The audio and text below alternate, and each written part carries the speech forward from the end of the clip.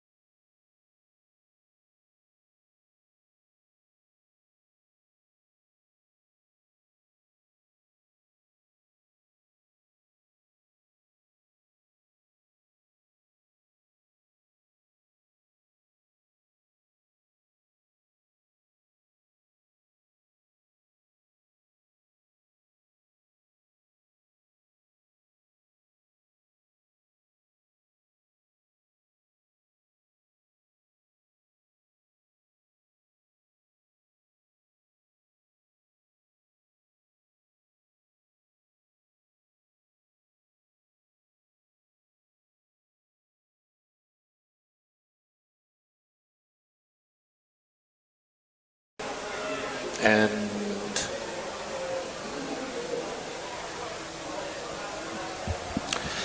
alrighty, welcome. This is the VS Gaming Championship weekend. I'm Greybeard, alongside me is Marcus, and this is the final, just about a whole year's worth of play to find ourselves at this point. The finals here live at Comic-Con.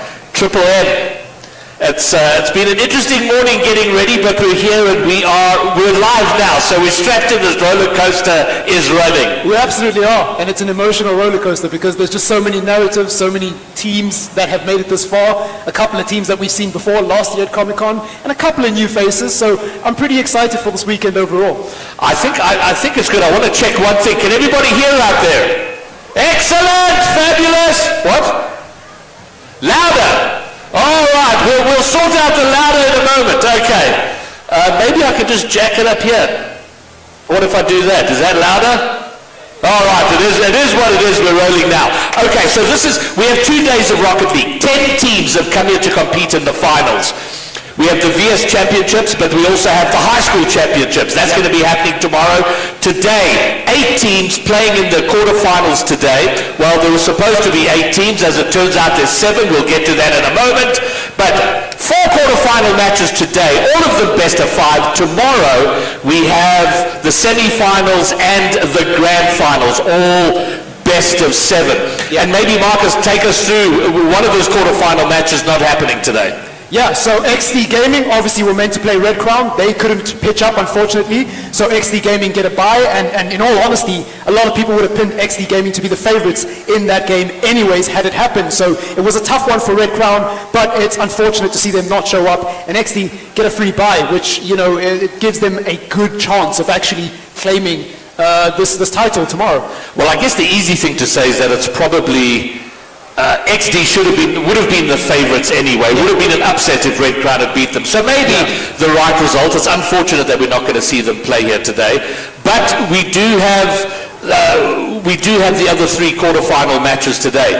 And first up, we're going to be having Unity and Monarch. Unity and Monarch. Yeah. But before we get to talk about that, we should talk about the other 2 matchups happening today, because of course we have Fusion here. We have Bird, WRG, and Nixa as well. So Nixa, now the big teams there, WRG and Nixa, I mean, we would be expecting those teams to be making it through, or... Yeah, well, unfortunately, Nixa and WRG playing against each other. So one of them won't. Yeah, so WRG being the defending champions, they are going to have a tough road ahead of them to defend their title. On the other side, Nixa, a team that wasn't here last time around at Comic-Con, now get an opportunity to state their authority. And this is a team that we've seen go really deep in the second place race for that wildcard spot in RLCS, and also really deep by getting here in the top 8 for the VS Gaming Championships. So they are a really good team, a very underrated team, and a team that I think is held in high regard in SSA. And then you've also got WRG as well, who I think were a team that a lot of people expected a lot from,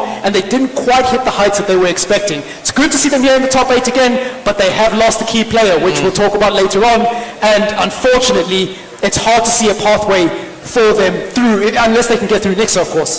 And you know, it's a bit of a messy situation. Rocket League has become very, very busy. It's a jammed calendar. Yeah. There was a time when VS Gaming was the Rocket League event of the year, but there's so much else going on. And we notice it in the absence of 2 teams, Valiant and Limitless, who of course went to the wild-carded Worlds for RLCS, but as a result of that, couldn't be competing to find themselves here at the final. Yeah. So instead we got Nixa, who would be desperately disappointed not to have gone to the wild-carded Worlds. So they'll be looking for a bit of redemption here. And then of course WRG, the defending champions. So all to play for here today. But Triple M, let's talk about the game we got coming up right now. Unity, Monarch Realm. Unity, an experienced team. And 2 years ago, they were competing in the finals in the high school league. Now here they are in the VS champs. And they've got experience as a team. They've got RLCS experience. Monarch, they've played a little bit of RLCS, sort of the qualifiers, but not as experienced. So in my mind, Unity probably the favourites here today. Yeah, I think it's fair to say that Unity are the favourites, and I think when you look at where they are in the RLCS rankings outside of this VS Gaming Championship, they're a solid middle-of-the-pack team, and they really have established themselves as a consistent performing team. Yes, they're not the Nixers or the WRGs or the Pirates XDs, but they are up there in terms of quality here, and they're coming up against a Monarch Realm team that we don't really know much about because they haven't really had much exposure at this level against this caliber of opposition. So it is the new guard versus the old guard here, and I think it's fair to say that the old guard are firmly the favourites. All right, well, I'm trying to see who's, I'm just looking at who's sitting there because Technic Eagle is, looks like he's doing some duties there. Sitting at the desk, we have 5BS, Blade, and Potato with the gun! Yeah, I mean, just an interesting fact on Potato with the Gun, longest serving member in Unity currently. It's been there since 2022 of January of 2022, pardon me. That is a long time for a player to be in a single roster. It's not something you usually see. So he's the captain of that roster. He's got the leadership qualities, but he's also got the experience. He's seen people come and go on this roster. He has an idea of how he wants Unity to play as a team, and he has been a long-standing member of that org. Obviously, Yapego coming in as a new player more recently. He's a player who's been a little bit up and down. He's shown flashes of mechanical brilliance. He's shown that he can be a clutch player in moments, but it hasn't been consistent enough, and he has had issues finding a permanent home, so hopefully Unity is the place for him to stay. But lots to look out for when it comes to Unity. All right, cool. Well, I think the players are pretty much ready to go. Josh, are we good? Just a moment. Players are getting themselves ready. So let's get down to some prediction time. Triple M. Of these two, who do you favour? Best of 5. So not only who do you favour, but the score prediction. Who wins and what's the score?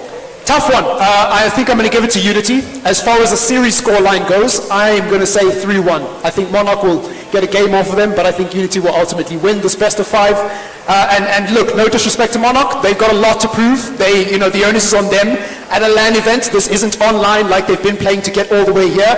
So it'll be interesting to see how they deal with those nerves. They're a very young team as well, I might add, right? And so it's going to be interesting to see how they cope with it. I just think Unity are in a better position to take this one. So going with a 3-1 Unity win.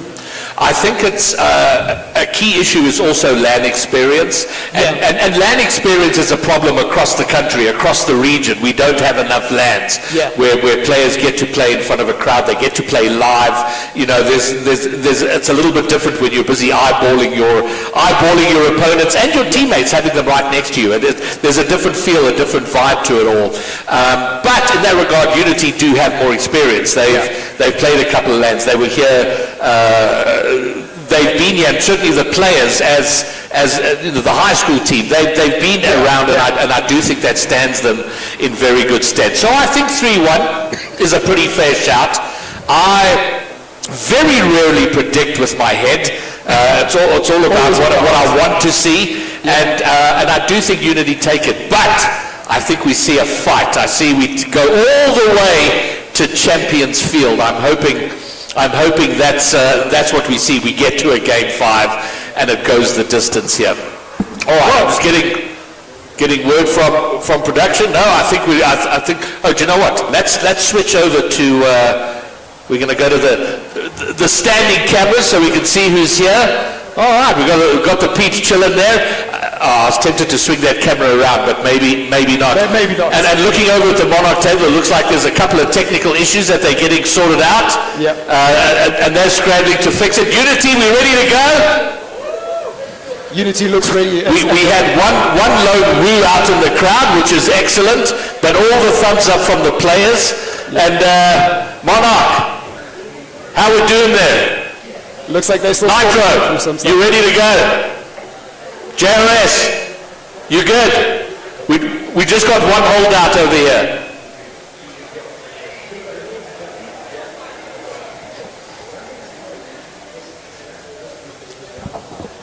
What's not good? Clipping like mad. But yeah. Should I just turn this down?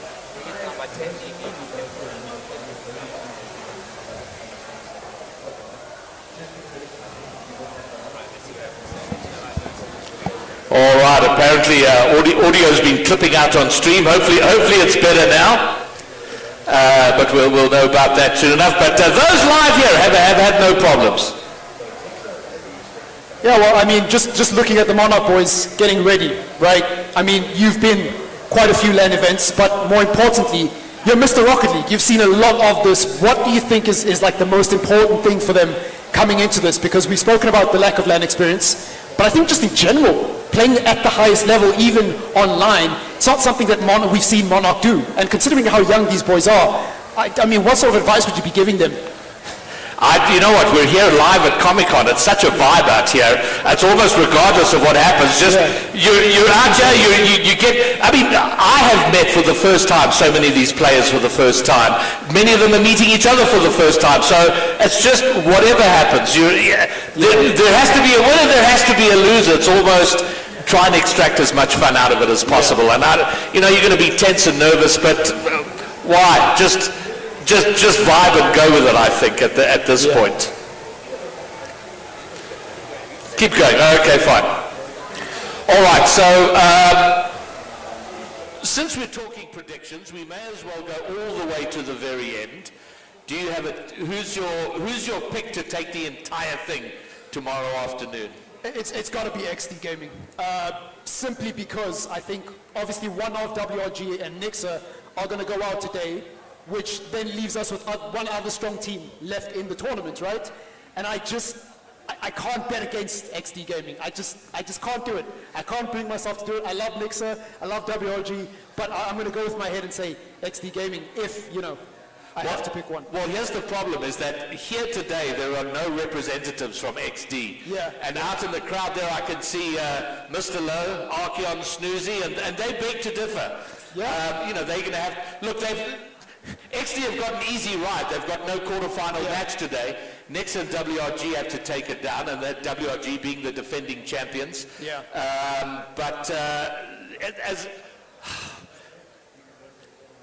It's really tough, because I'm trying to think for myself. I mean, the key match today, and it's unfortunate that they're meeting each other today, is WRG and Nixa, because either of those teams could take it down. But I'm inclined to agree with you. Yeah. But if it is a Nixa WRG, Nixa XD final, I'll back Mr. I'll tell you what, I'll make a deal with Mr. Lowe right now. If you win the whole thing, then retirement's off the table.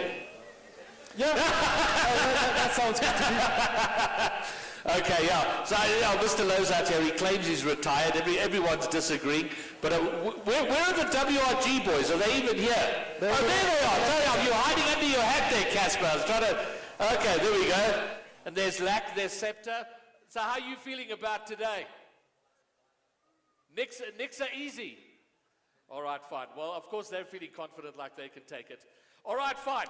We have waffled far too much. Yeah. Josh is ready. We can now sit down. that was a smooth transition. And we are going to go. We're going to get into the game finally. And it's always nervy the start of the day, because there's a lot of technical things to get through, and then finally we get going. But I think we are. I think we're going to be ready to go. As soon as Josh loads it up, we will get this underway. A reminder that it is a best of 5, and all I'm hoping for is today is no sweep. It's got to be. I want these matches to go as far as possible, because that's a rough thing. You come to LAN and you get swept. You don't want to be seeing that. I mean, also from the spectator's point of view, you want to see a lot of Rocket League. You want to see teams come and be competitive if you're a Rocket League fanatic anyways. So from that point of view, it would be nice to see some competition. And also, I mean, I spoke to the players yesterday, did a couple of interviews, and one of the common things I heard was it's all about catching up to limits.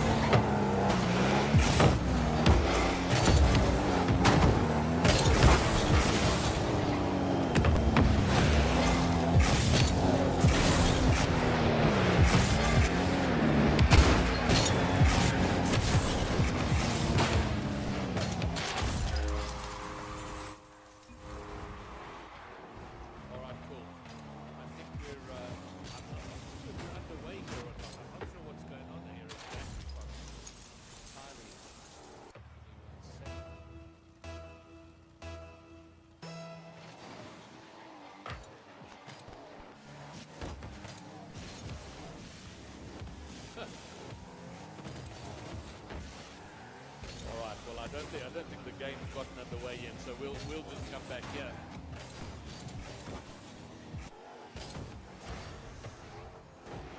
All right, cool.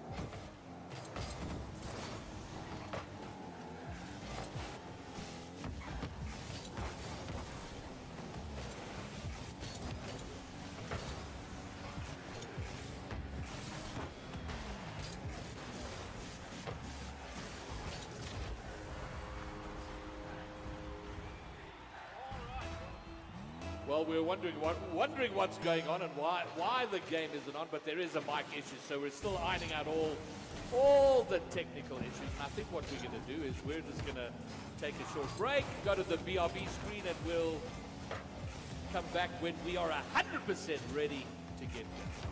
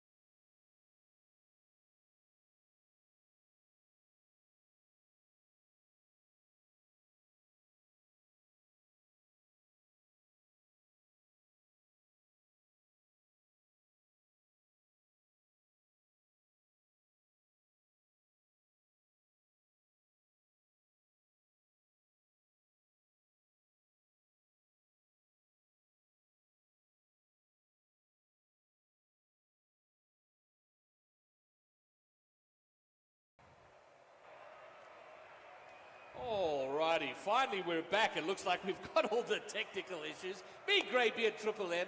I think we're ready to roll with our first game. Unity Esports, Monarch Realm, and we've already gone through all the team details and our predictions. And I think now it's just let's play some Rocket League. Yeah, let's get some Rocket League, man. Monarch, a team that we don't know much about. Obviously very exciting to see new teams at this level. They're not new per se, but they're new as far as playing against the quality opposition. Mustang, Nitro, JRS, they've all got something to prove here. And then obviously, Unity, I don't need to say much about them, Greybeard. We've spoken about how they're the favorites. We've spoken about their placement in RLCS. We've also spoken about their journey here. And for those who might not know, obviously they made top 8, but even better than that, they were able to outplay some respectable teams to get here. And I think they honestly are in with a good shout. The problem is, they're on the side of the bracket where XD Gaming are. So if they do win this, which we're expecting them to, they're going to play XD Gaming tomorrow, which is not ideal. You get rewarded. You get rewarded with playing a tough and very, very top team. Yeah. Well, getting ready for the first game here, and I've got to say, now that all the technical difficulties are out of the way, it's a bit exciting to get some Rocket League going. Some actual Rocket League, finally! That's what we wait for. We kind of waffle our way through for this very moment. They're loading up. They are out there. The countdown's done. Let's go, Commandos. It's howling time, and away we go. And it's an interesting start here with the goal from Potato, and Unity almost on cue, right on cue with the script. Oh, we have a pause. We have a pause. Technical difficulty. Well, we may that goal may not stand. I'm not entirely sure what happened. Our match admins will get on it, but it looks like there was a problem right out the gate, and you would expect that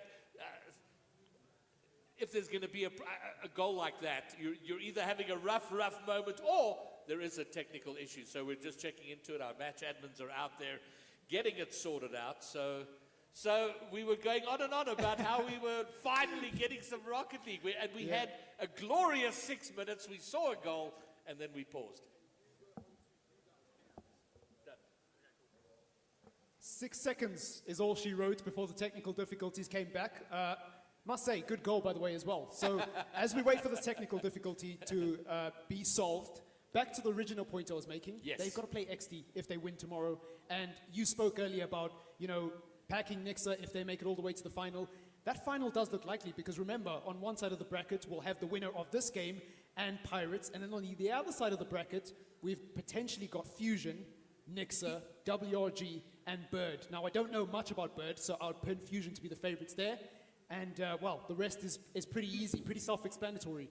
I think Fusion and Bird are kind of interesting because Fusion have had results in RLCS. Fusion have had results in VS. I mean, they're here today.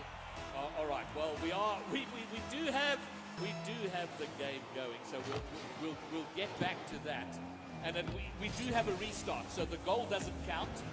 We are. Oh my word! We're so close, but not quite there. So.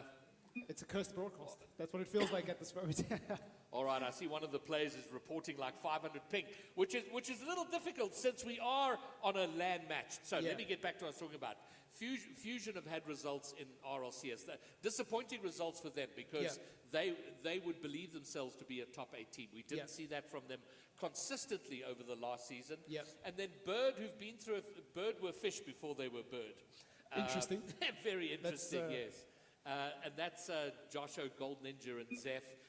Very, very capable. And in many aspects, I would probably peg them as quite similar in skill to Fusion. So if that does come down to a matchup, it is going to be kind of interesting to see. All right. We're maybe we've got to start. We go back to gameplay.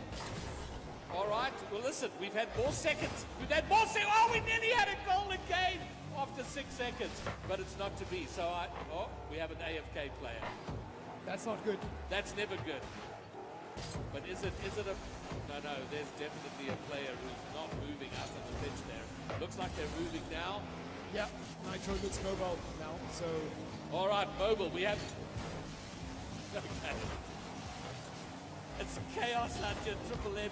We're not entirely sure what's going down, but we do have a game underway. No goals, 40 seconds, and long may it last.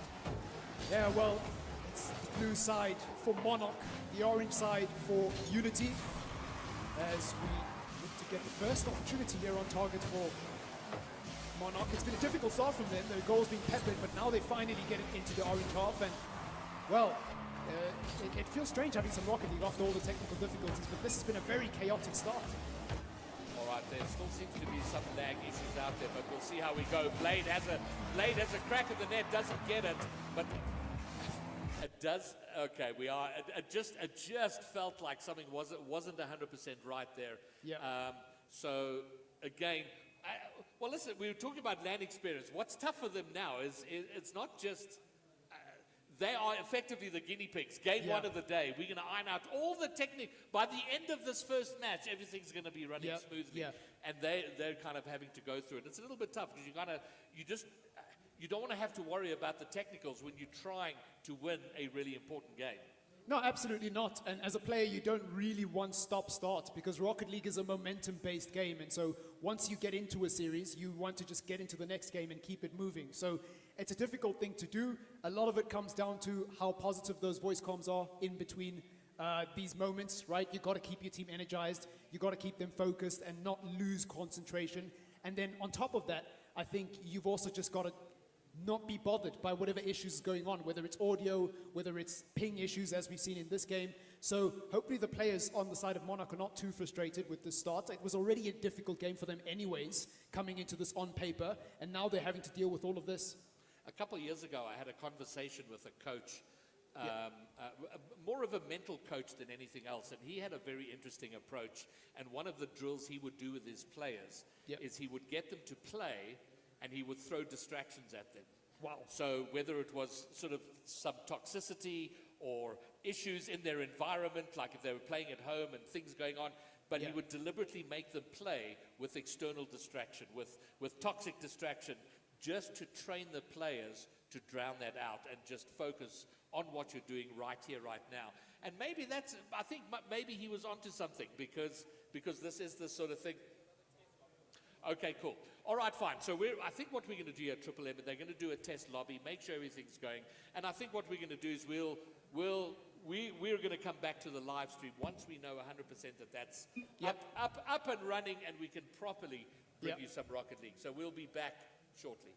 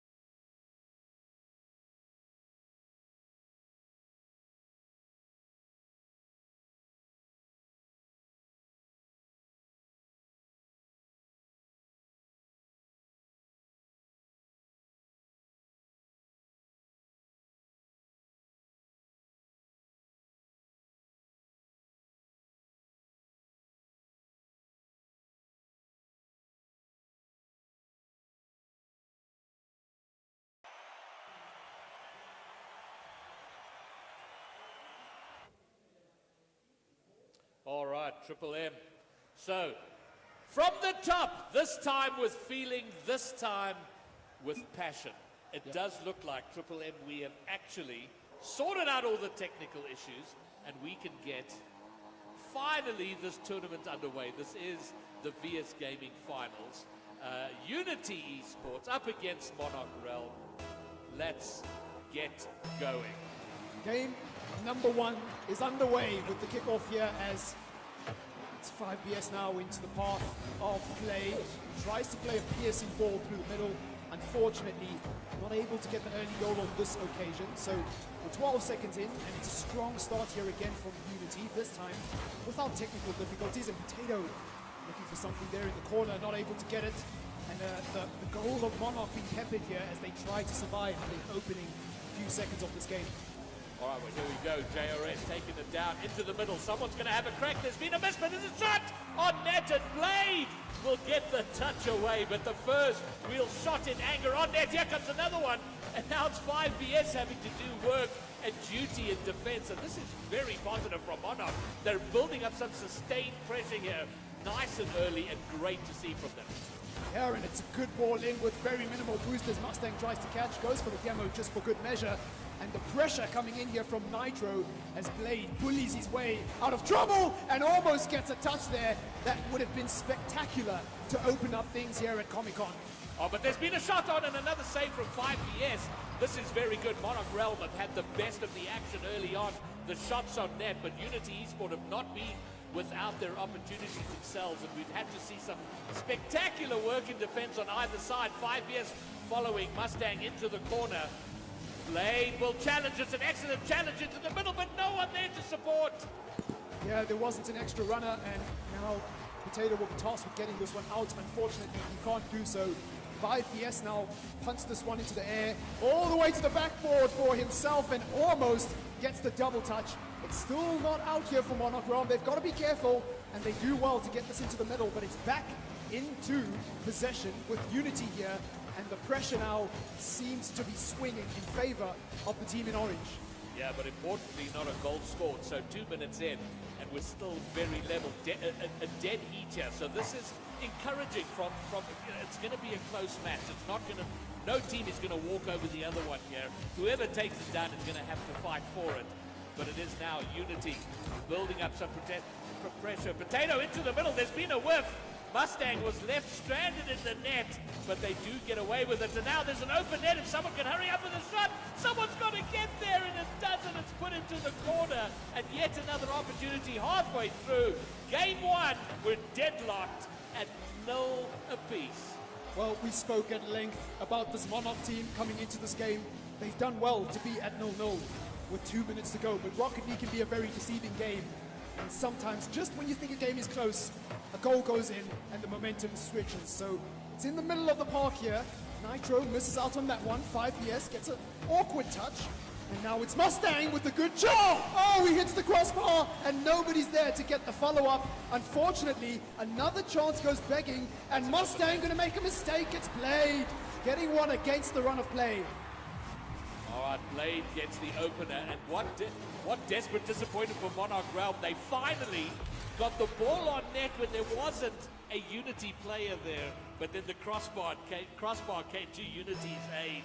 Couldn't find it under the crossbar, and they get punished on the other side on the counter-attack. Just one goal in it, but Unity ahead by 1.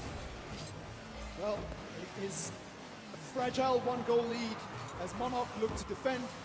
They can't conjure up anything on the counter though. It's a missed shot there. Blade will now control. He's trying to take it up to the wall.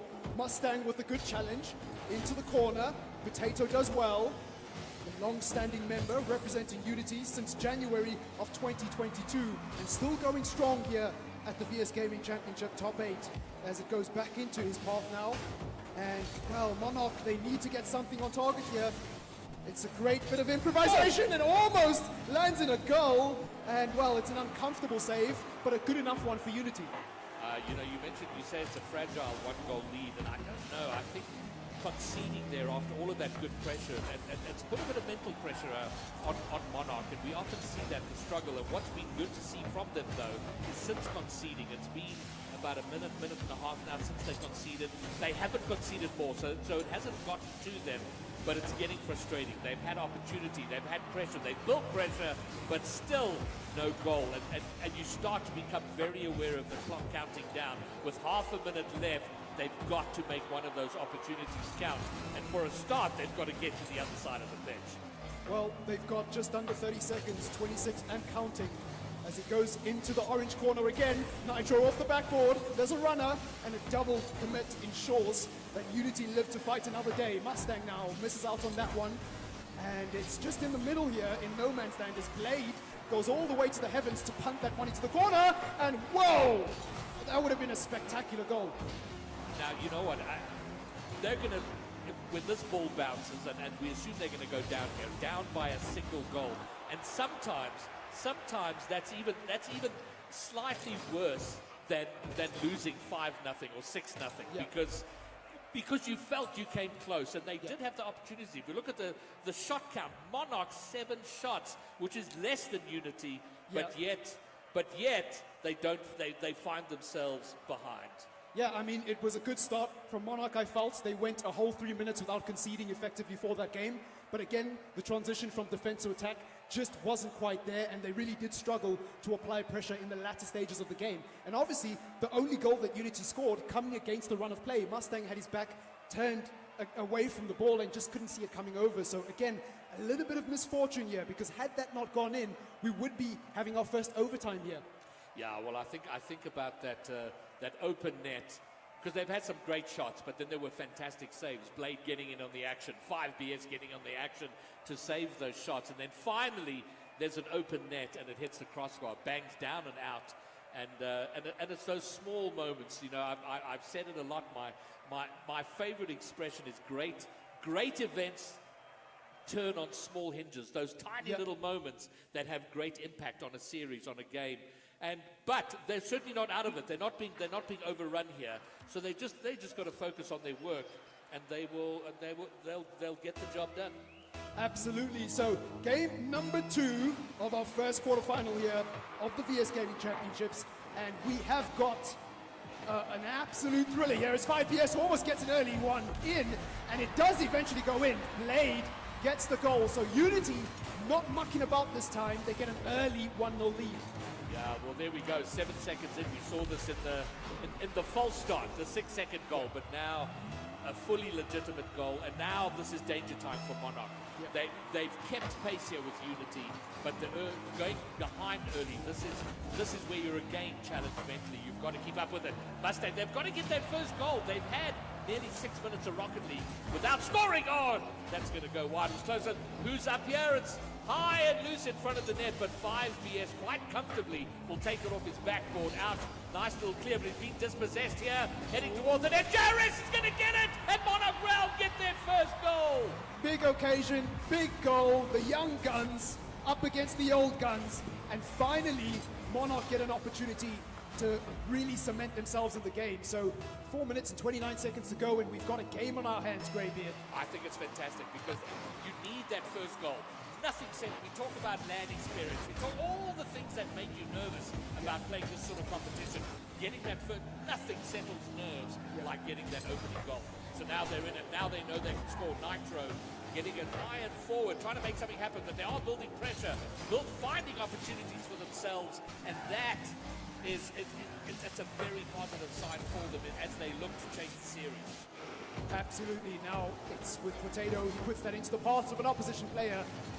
Blade forced to make an awkward clearance though. He does well. And now a double commit here, and Unity could be in a bit of trouble if Nitro can get this one into the center. He is going to take his time, and unfortunately another chance goes begging for Monarch Realm, but they will get a reset here on the halfway line. JRS looking for the double touch, does eventually get it, and a good save, a routine one at that, and Unity are in a bit of a pressure situation here as Monarch Realm mount on the pressure. What I loved about that play is there was the fake play, player coming off the ceiling, and the defenders were not sure. Is he going to take it off the ceiling, or is the original attacker going to have a shot? A fantastic little play. Didn't work out with him, but I like the creativity. I like the inventiveness. And now a pass into the middle is going to get picked up by 5BS and taken out. But it is Unity doing the bulk of the defending here. And as I say that, Monarch having to do some magnificent defending of their own. The pass down. They're trying to get the shot on. It's back into the middle. Mustang. They're going through this pressure. Every player's having a turn to float the ball in front of the net. No one shooting it off the net in any anger. And Potato Unity, despite a little bit against the run of play, going to get goal number 2. Well, to quote you saying, great moments often sometimes rely on these fine margins, and that's another example. A chance up at the other end doesn't quite end up the way Monarch wants, and they end up conceding. And that's the thing about this level. If you don't take your chances, you are going to get punished at the other end. So 5BS now into the corner, looking to make it 3 and double this Unity lead. It is only 2-1, so a 1-goal deficit for Monarch, and by all accounts, they played quite well. It's just that lack of clinical edge in the final third, and Mustang, as I spoke about it, they finally deliver. What I'm so enjoying seeing here from Monarch is they're not allowing themselves, they're not putting their heads down, and it's very easy, because they are the underdog team. Well, we've discussed, we think they are, and maybe we're wrong about that. But when you are, it's very easy, like, oh, we've gone behind. But they have kept pace the whole time. They've gone behind twice, they've equalized twice. So they can score. Now they've just got to go that little one extra and take a lead. Absolutely. Now it's into the path of JRS here as he tries to conjure something up. Nitro will give chase and almost gets that one into a troublesome position for Unity. And now it's JRS again, applying the pressure, taking some of those boost pads, making life difficult for Unity. Nitro goes to the air, beats one, looking to get past the second, does really well to go all the way, but can't get it in the back of the net. JRS now looking for the redirect. Good save from Potato, and again, Monarch have to reset, but the pendulum swings once more, Greybeard, as Monarch are putting on the pressure. As we slowly crawl our way toward overtime, but there's so much time left, you feel surely there are going to be more goals in regulation. JRS trying to get in the middle, and Mustang trying to get the redirect on that, but his angle just a little too tight to get the redirect, but JRS keeps it there and thereabouts. And interesting, 5BS looking for a redirect high off the wall, but they're spending very little time in an offensive position. Our Unity, they're having to do all their work in defense at the moment. But we saw this from Monarch. They had the best of the attacking play in game 1, but couldn't convert. And they're having the best of it, certainly in the last 2 minutes, but haven't yet taken a lead. Absolutely. I mean, you look at that save total, Unity were very busy in game 1, and again, they made a very good save here. It was Potato on this particular occasion. Another shot on the side of the Monarch round net. We haven't seen that in a while, actually, but unfortunately for Unity, it doesn't go in. So, it's in the middle of the park. Somebody's got to claim it. Nitro with an awkward touch. Mustang gets it away, and the nerves are starting to kick in. Monarch, even though they have dominated based on the eye test, it's only 2-2, so the game is still level, and they're not in the lead here, even though it feels that way just based on the ebb and flow of the game. Unity have made 6 saves.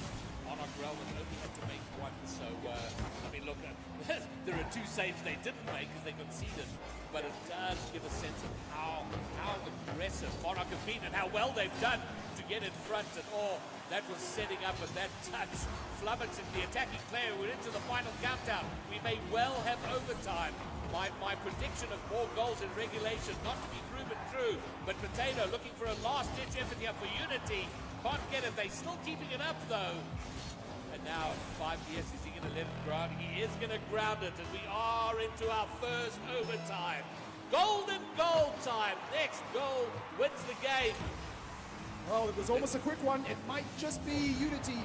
Blade does well to get that one out, and they're forced to defend early on here. So the pattern of regulation is repeating itself again here in overtime, and a good save from Nitro. And now JRS does really well to get that one out the corner, but it's still not away from Monarch Realm here as they try to get this one out as well. So Mustang now, he's got 5BS on his right, and JRS. Oh, it's almost, oh, that was such a good pass. Unfortunately, Nitro unable to read it there. And another chance goes beckoning for Monarch here. They are the architects of their own downfall with these missed chances. Yeah, they've had 10 shots. 10 versus 5 shots. Monarch Realm, 10 shots from their 2 goals, Unity. So Unity's conversion rate much better. So Monarch are going to need to be aware of that, and which is why it is good for them that they've been able to build so much pressure. They're under massive pressure now. They've got to get it away. They do. JRS, oh, that's fantastic on the 50 there. We'll keep it in the Unity half, but here comes 5PS. Looking for a flip reset, doesn't get it. Mustang, long distance clear. Potato, got high work to do and does it very well. And this looks like this might well be one of those long, epic overtimes. Yeah, maybe they'll go for the record. Who knows? JRS now into the path of Nitro. JRS goes again there. Looks like a bit of miscommunication. And it might put Monarch in a bit of trouble here as Nitro is forced to get this one back into the corner. 5PS will catch. And finally, Monarch get it out of their half and back into the orange half. So Potato going to hit this one across into the path of Blade. Looking for the double touch. And that would have been a stylish way to end it. But 5PS tries to get the follow-up. And, well, that would have been a dagger in the heart of Monarch. But the game continues. Oh, they've just got Potato to beat. He's got it over. That's heading down. Has it got enough dip on it? It doesn't. And 5PS will get the clear. Heart and mouth moment. Another shot heads towards the net and cleared away. We're into now our 3rd minute of overtime, trying to separate Monarch and Unity. Unity, of course, will look to go to series point with the next goal. Monarch Realm want to level things up. Shot on. Oh, it's going to squeeze past. JRS will get it in. He gets his 2nd goal, and Monarch have leveled the series.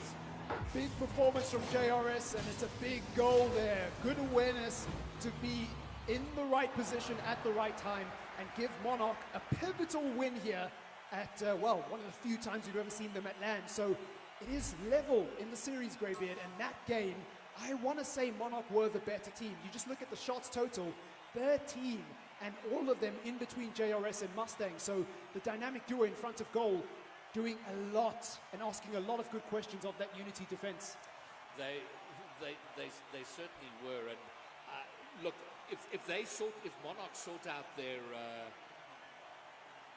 conversion rate. I mean, the number 13 shots, and granted it was a long overtime, but you know, up against 7 shots, they got twice the number of shots that Unity did. But they've done well, and they've done the most important job, which is level the series. So we go from the best of 5 to now a best of 3, and now it gets very tense. The all-important game number 3 here. Winner here is on series points, so everything to play for here. But this has been very entertaining and a great start to the VS Champs Finals weekend here at Comic-Con.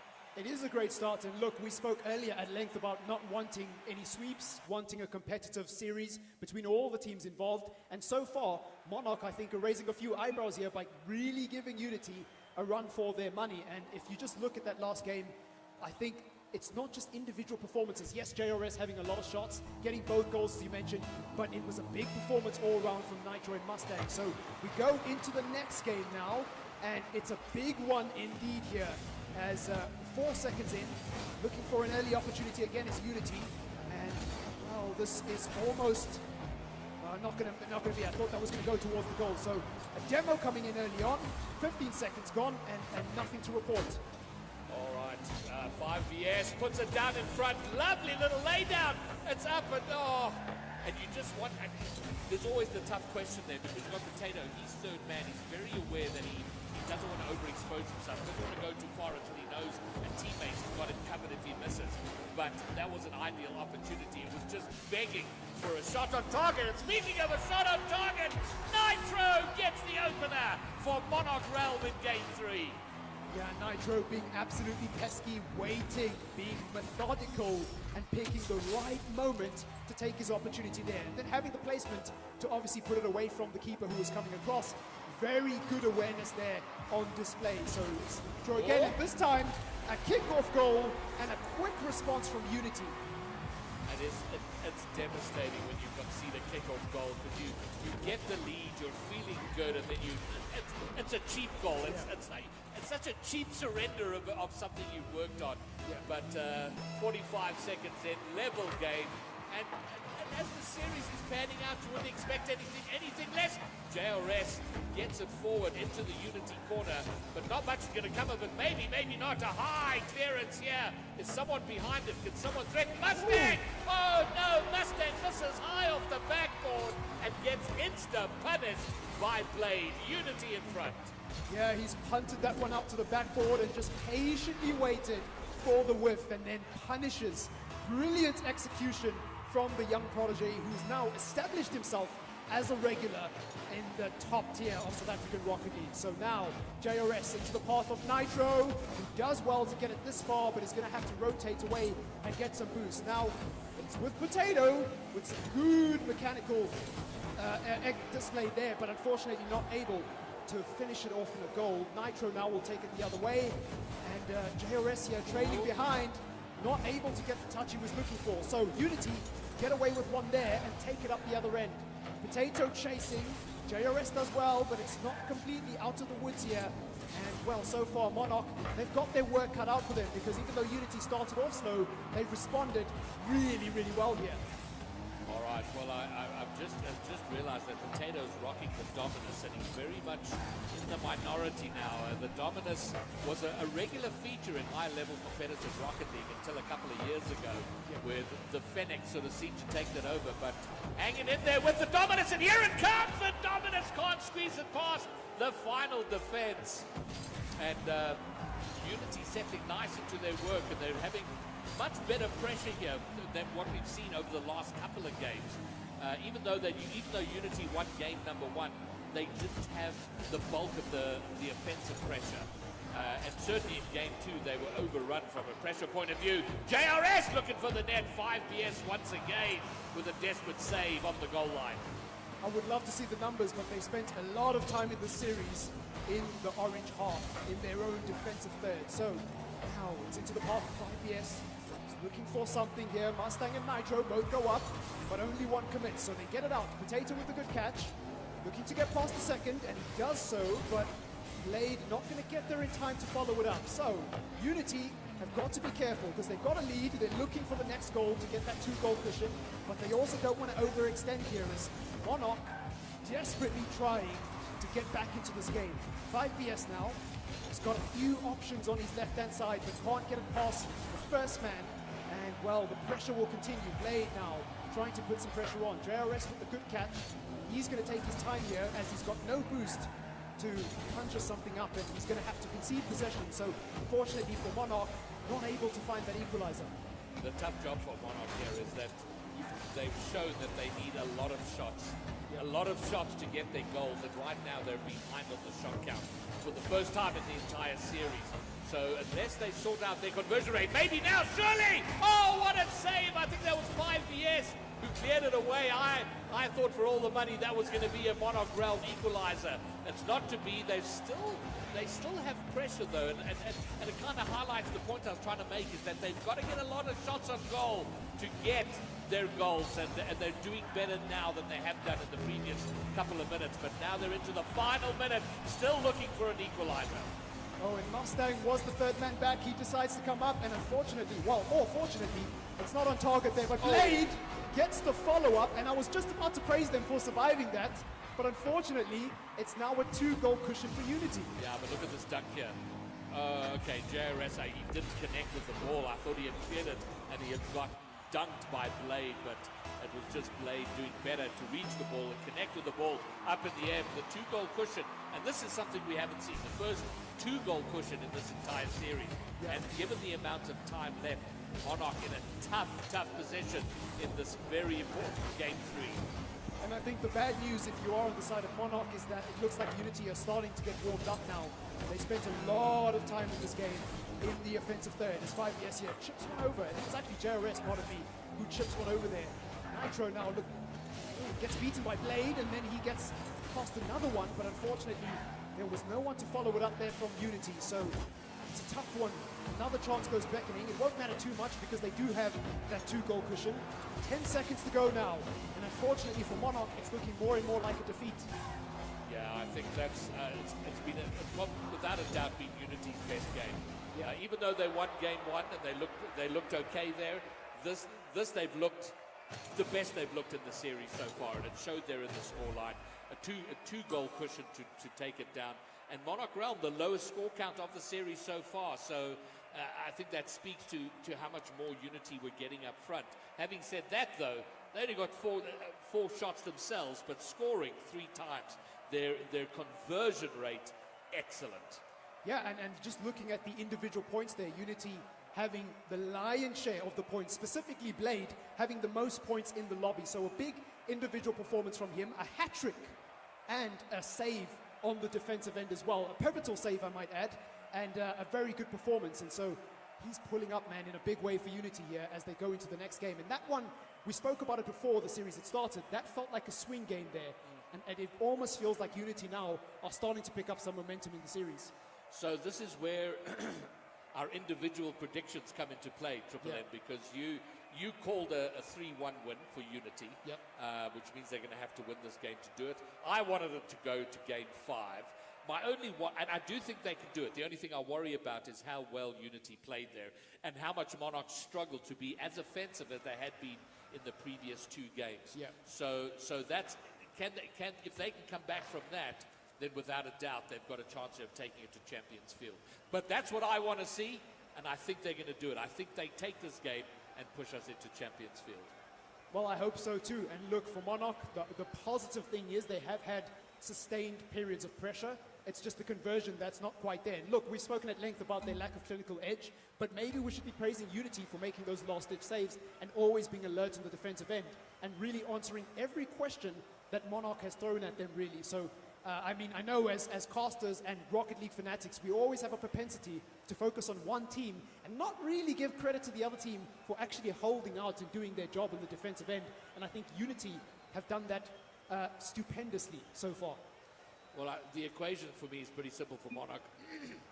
They got to do what they did in game 2. Yeah. Just keep that pressure on, keep the ball over in the Unity half. And if you can improve your conversion rate, fantastic. If not, then just keep getting those shots and you'll get the goals you need. So easier said than done. You said something during that last game, which I think is quite relevant, which is it did seem like Unity had finally settled. Yeah. And we're finally playing the sort of Rocket League that we expect them to be playing. And we both called them as the favorites going into this, but they haven't been playing like they were the favorites until that last game. Yeah, and the interesting thing about that last game, again, we saw those big moments, those individual plays from Blade coming through. A player we've spoken about a lot over the last year. He was a prodigy. I don't think you can call him that anymore. I think he's more of a regular now, and he really has established himself here. But again, I thought 5BS pretty decent, made a couple of good saves, and was really occupied on the defensive end, and he handled that really well. And just the thing for Monarch here is you've got to figure out how you can clutch up. JRS did well early on in the series to try be the main man for his team. We need to see more of that coming into this game as we wait for game number 4 to go which almost got underway here. Triple M referee paused the game.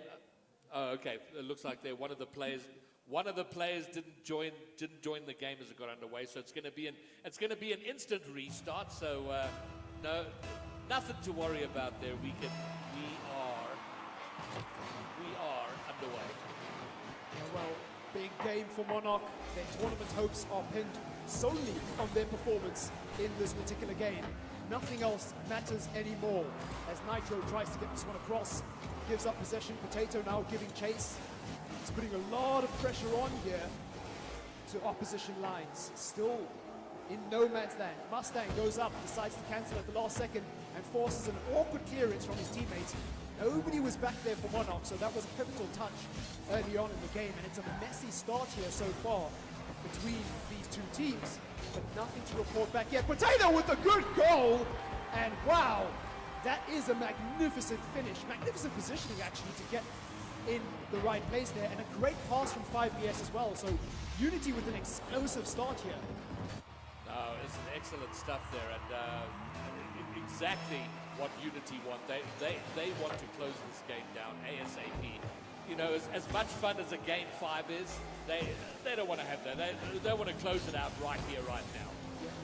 Well, it's the part now of Blade chips it over. Oh my word, what a goal that would have been. And Nitro, I think, has just tipped that one in, or has 5PS scored. I'm not too sure.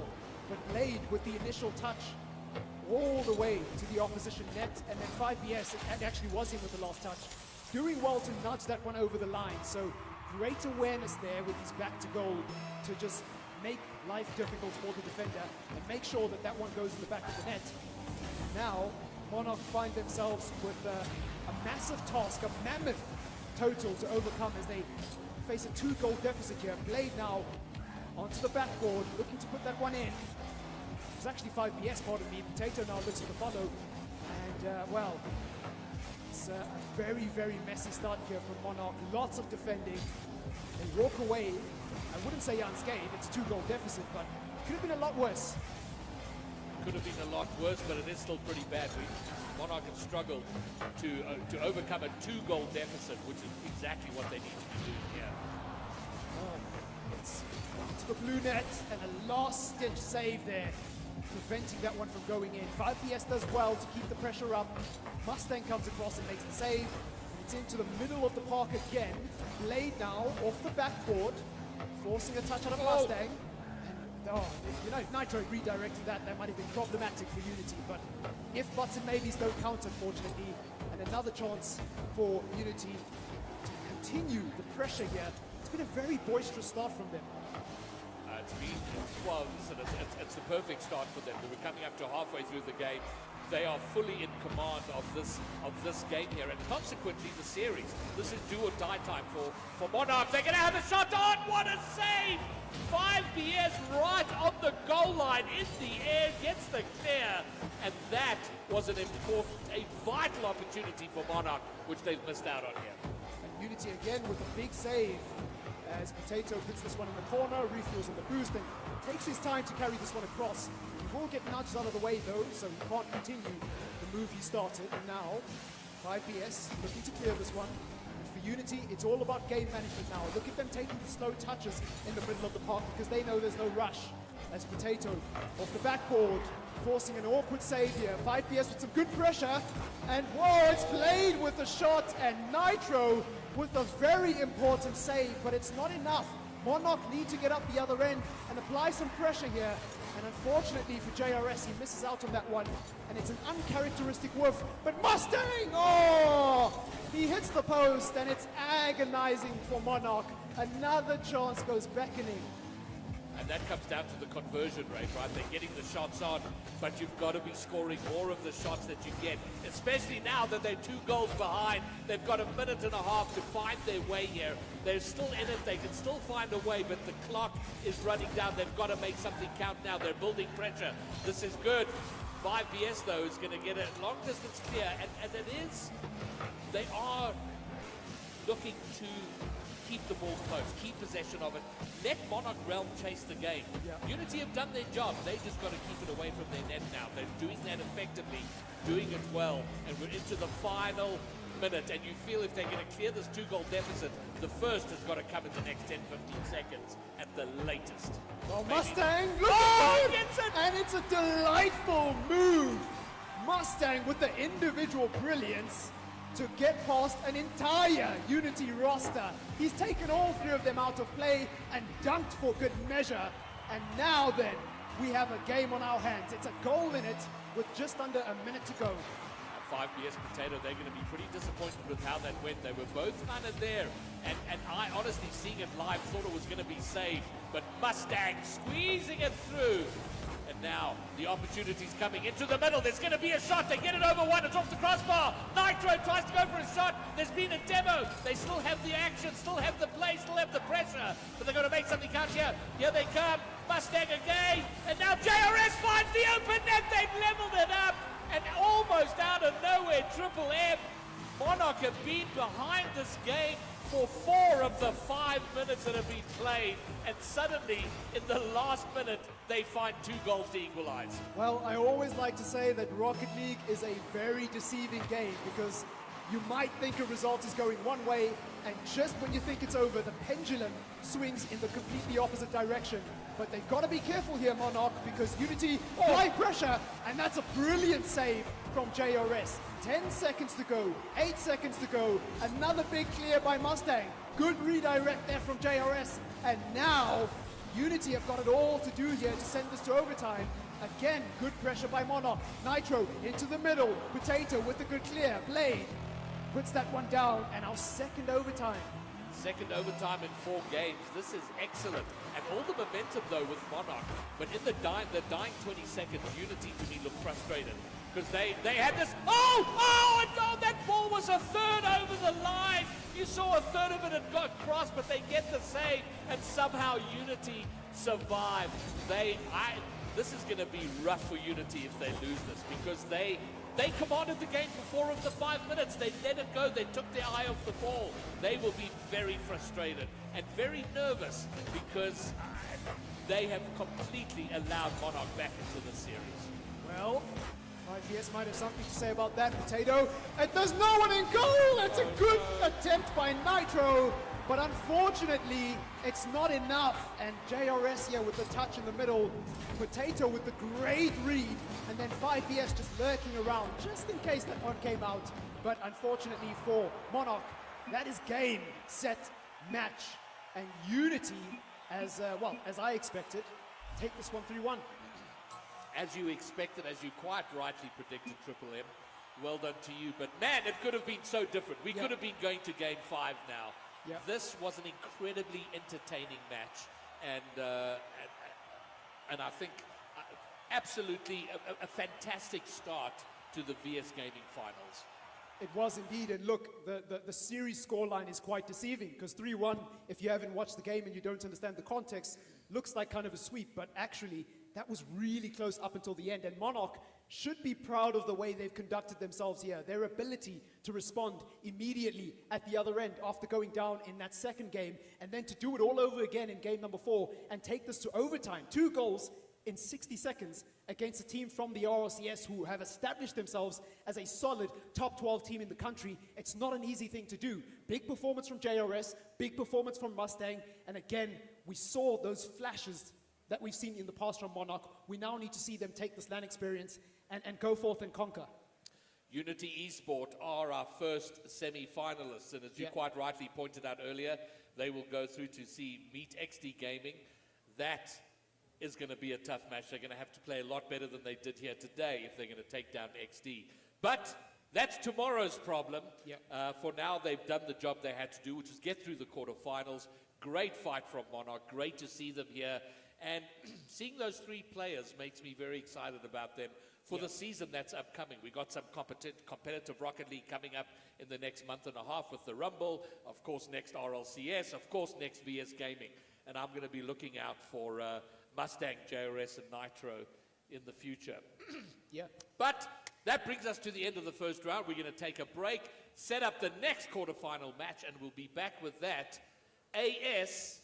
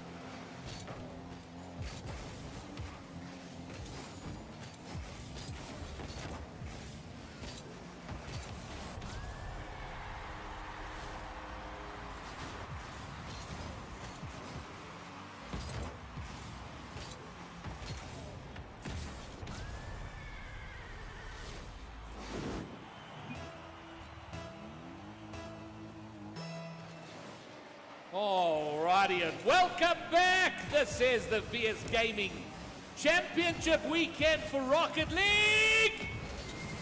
There we go. We were inundated with an applause out there. It was astonishing. But welcome to all of you there, and welcome to all of you there. Me, Greybeard, Triple M, howdy, howdy. Hey, I'm excited for this game. This is the big one, Greybeard. This is the one we've been waiting for. Well, what I liked was with Series 1, quarterfinal number 2, is that it was incredibly competitive. Unlucky for Monarch, it could have gone all the way to Game 5, and if it had gone to Game 5, who knows? Anything could have happened there. But not to be Unity doing their work, they will go through to the semi-finals tomorrow. But as you quite rightly pointed out, two teams that are probably meeting a little too early in the tournament. Yeah, in the quarterfinals. This should be, in the worst case, a semi, but probably a final. yeah, I agree. And I mean, the fact that they're on the same side of the bracket, let alone playing each other in the first round, is a little bit disappointing, but it is what it is. WRG, defending champions. Nixa, the only team to take a regional off of Limitless in the RCS. So it's the big boys coming up against each other here. And look, I guess the only positive is it's a great way of introducing the weekend. It certainly is. And so we have for White Rabbit Gaming, Lackstar making his way onto the WRG team. He spent last season with Apex, in fact the last 2 seasons with Apex, but now a permanent member of WRG, replacing Kino. Kino, fabulous player, but who had to go to greener pastures in the United States, where there's real internet, leaving Mozambique behind him. But Lackstar, a very good addition to the WRG team, and I've never seen Lackstar. I've never seen this roster play together, so very keen to see how they pan out. Yeah, I'm excited to see Lackstar play because him and Original were a pretty dynamic duo. Obviously, Apex changed a lot as a roster, but those two remained together for quite some time. And I think they showed and demonstrated great versatility, great communication, great confidence, and individually, they're both really solid players. So Lackstar breaking away from that comfort now, coming into a new environment is going to be interesting to see.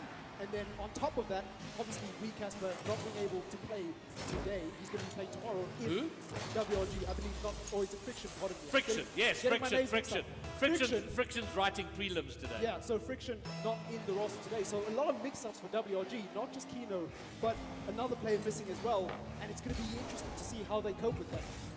Yeah, well, Scepter coming in as the super sub for today, and it is a tough, because Nix is a tough team, you know, and if you're going to have team shenanigans, you don't want to be doing it against tough opposition. Yeah. But it is what it is. But on the other side, so we have Lackstar for WRG, Casper, and Scepter. And then over on the other side, from Nixa, we have Archeon, Mr. Lowe, and Snoozy. Yeah. Now, Snoozy, Skill still claims that he is retired. I don't believe it. So is Mr. Lowe. Both of those yet to be confirmed.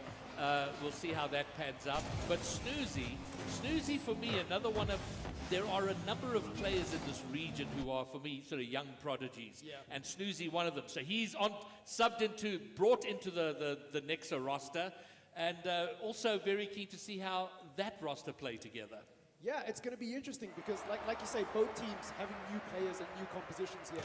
Snoozy, a player who I'm a big fan of. I think he's got a lot of potential, and he's got an opportunity to prove that on land now, playing on a Nixa roster that I think has performed well this season, barring that last portion at the end. And it's going to be interesting to see how he integrates with Mr. Lowe and Archeon. You mentioned Skill still retiring. I'm just going to say this to the camera. I don't believe it, but we'll see what happens over the next few weeks. I've seen too many retirement messages that don't come to fruition at the end of the day. Well, I believe Skill steals more than I believe Mr. Lowe's, but we'll see how it all pans out. All right, prediction time. Triple M, who takes this? What's the score? I'm going to go with Nixa. I'm going to say 3-2. Oh wow, you're going large with this one. Yep. I agree with the 3-2. I don't know if I do think Nixa are the favourites, especially considering WRG's roster issues right now today, and I don't know how much that impacts them. But maybe it makes them hungrier and more willing to fight. Yep. So, but I agree with you on the 3-2. I think we go to Champions Field. It comes down to the big fight on Champions Field.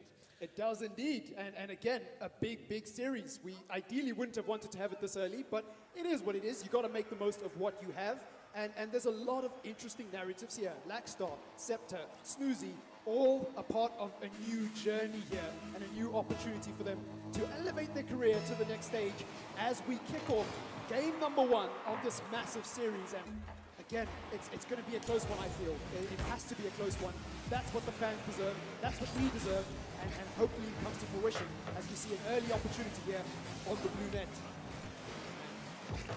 Bit of a chaotic start, but Mixer going to take their time here to defend. It's Casper carrying it across, and unfortunately, not able to get that one in the back of the net. So Low will punt it forward. Lackstar with a good interception, controls really well. The demo opens up a lot of space, and unfortunately, the early aggression doesn't pay off. Now it's Nixer who takes it away, and Low with a brilliant move and a great display of individual mechanics to carry that one across and put it in the back of the net. Trying to see who he got past here. Gets past Scepter, and the touch had kind of put off the player, the defender coming around the back, trying to back up there. And that interaction put the ball past, and it is Nixer who take first blood. Archeon here looking to take second. Lackstar's up, defends manfully, and now they'll get it out. Here comes Casper. He's going to have to get around Mr. Low. He does have possession. There's been a demo. Not sure where the ball's gone. It's right in front of the net. Lackstar's up. It's a soft touch. It just needed a bit of sauce and venom that doesn't make it past. And they keep it now. On the other end, there's a shot which Casper has to save. Lackstar now carrying it across. Does well to control it. Archeon pressuring into the path of Scepter. Casper gives chase, gets past one. Snoozy with a great interception forces a very uncomfortable save out of Lackstar, but he does well. And now it's Archeon into the path of Low. Scepter does well to clear. And Snoozy going to have a lot of work to do here as he puts it in front of the net. Ooh, it's Archeon with a good touch. And somehow, someway, it's only 1-0. Man, oh man, that was the best opportunity they've had. It came really close. Oh, there's been a bump. The net's open, but no one's in position to shoot. They are. Archeon gets there, finds the shot. He was incredibly awkward, but finds the recovery, and more importantly, finds the shot. And there it is. 2-0 to Nixer.